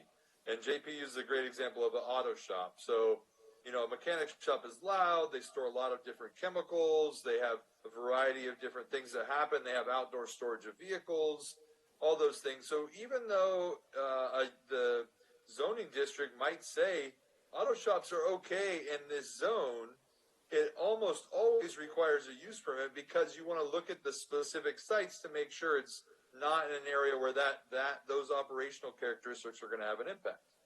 We did the same thing when we thought about a farm stand which is a business, a commercial operation, proposing to operate within a residential district, right? So it's important to think about, should we allow a commercial use, even if it's a small scale one, to go on in a residential neighborhood? Because those things are very different from each other. And when you move into a residential neighborhood, you don't think about the potential for a business to be operating from your neighbor's house, generally. But the question before the commission this evening, and really the direction from the general plan that's telling us to do this, says, look, we've already thought about these few areas of town where we think it's appropriate to have multifamily housing or apartments or condos. And those are the ones that we've zoned neighborhood urban and neighborhood medium, because we were saying this is where these should go here. And so staff is bringing forward this recommendation, say, if we've already said those uses are appropriate in those zoning districts as apartments, we don't really need to question the use so much, which is what a use permit does. We really want to think about the design and how that building is going to fit into that site. And so that's just another way to kind of think about the proposal. Thank you. I had one last question. On one of your slides under CEQA, you referenced infill exemption. Could you explain what that is? Yeah, within CEQA, there's a series of exemptions that apply to different projects. One of them, and there are many, is called an infill exemption, and that is where you have basically you have a project, like a development project like what we have here, or could envision, that is surrounded on all sides by urban development and is a project that complies with the zoning and the general plan. They would be exempt from a thorough CEQA review. So many of the areas that we're looking at where this zoning effect would take place, I haven't done a site-by-site analysis, and I can't until I have a project in front of me, but many of them would certainly be eligible for this infill type exemption. Yeah. There's a whole series of exemptions within the law that one exemption that you see a lot when we talk about uses is it's called existing facilities exemption. It's like when you put a business into an existing building, is that really having an impact on the environment? And most of the time it's no. You know, we're just swapping out businesses. So that's a different type of exemption. I specifically mentioned the infill exemption because I think that would probably be pretty applicable to the type of developments that this ordinance considers. And I just want you to be aware that there might be a reduction in CEQA review, and Noah actually can talk well about this because it's a new paradigm in CEQA, and that it would be limited mostly to design review. However, that being said, I want you to also understand that most of these places would probably be eligible for a full-blown exemption anyway. But I guess that's all I can add to that. And if you need a clarifying answer, I'll do my best. No, that makes sense. Thank you. Those were all my questions. Thank you. And I wanted to give Commissioner Moore an opportunity if she had any questions for staff. I don't have any questions. I think this is pretty straightforward. I do appreciate all the information that JP talked about with the different coverage of the lot sizes that are going to change. And I do like the idea of doing the height limit a little bit taller, or making it consistent with the city, instead of having to get a variance or permit to do that. I think that's been very haphazard in the past of that. Has there been any I just have a question for staff. Has there been any talk about with a height limit, instead of going obviously out, to go up more? I know 35 feet is what we're proposing, but I'm just curious on that.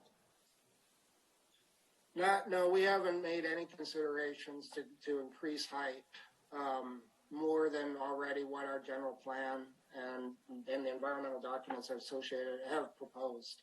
Okay.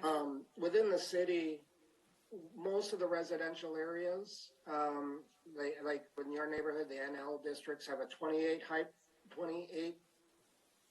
foot height limit.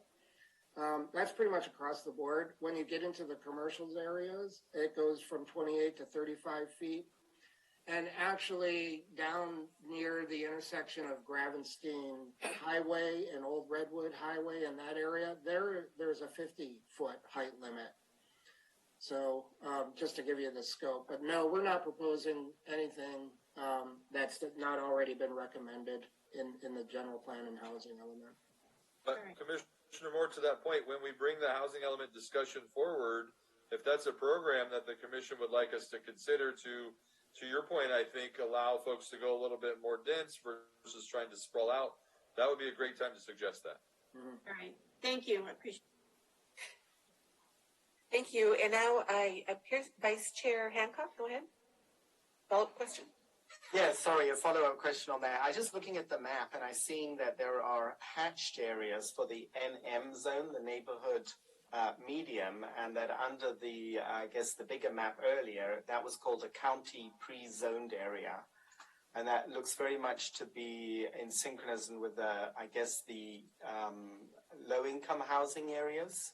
I just wonder if you can talk about, is there any impact on that?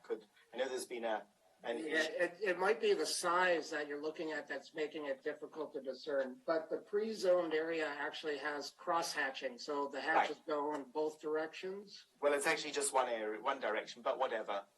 On the map, it's... And then on the areas on the map on page 161, those have the single hatch lines. Mobile home parks. That's right. That's right.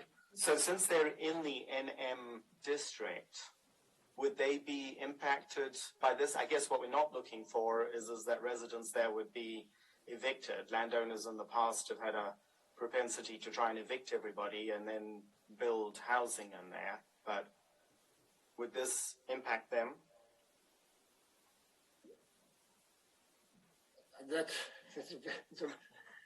I would say not directly. When closing a mobile home park is way beyond what we're talking about here, and there's a lot of factors that go into that, including the dislocation and the repopulation of people. There is the zoning that exists for mobile home parks exists as an overlay. Let's just say someone were to eliminate the mobile home park and go through that very arduous process of doing that. I would say, and I haven't given this a lot of thought, but I think that the underlying zoning would probably be NM, and they would be eligible to, well, basically they would have to follow the rules for NM zoning. It's a higher density area. At the moment, nothing before the commission this evening would make that process any different than it would be today. Okay, good. That's just what I wanted to ask. Thank you. Thank you. And I don't have any questions, but I do want to go. Did we already go to the public? No, not yet, right? Yes. So is there any questions from the public before we bring it back to the commission? Attendees in the audience, please use the raised hand icon to speak and share your comment. Or if you're dialing in, use *9. No public comment. Okay, no comments. Okay. So going back to the commission, do any of the commissioners or have any further questions? I think I think we're into what we like about it or don't like about it. So I think I like it. I'm also reading a book that comes up through Petaluma called Strong Towns. You probably can't see it, but the discussion there is really how to allow areas to evolve in time. And I think this would allow that for a lot of the areas that are there. So I see that the areas mostly are already built, have something on them, and this would just allow another evolution, mostly is what I'm seeing. So I support it. Thank you. Commissioner Murphy? Yeah, I was just going to share similarly thoughts on it. I do have concerns with it. I think part of where my concerns lie are I try to stay very focused on when we do design review as a commission member to really look at design and not necessarily look at whether or not it's a right or wrong decision. I try to make sure that we're focusing on what our role is. And I think that's where it makes me a little bit nervous is that in some of these areas,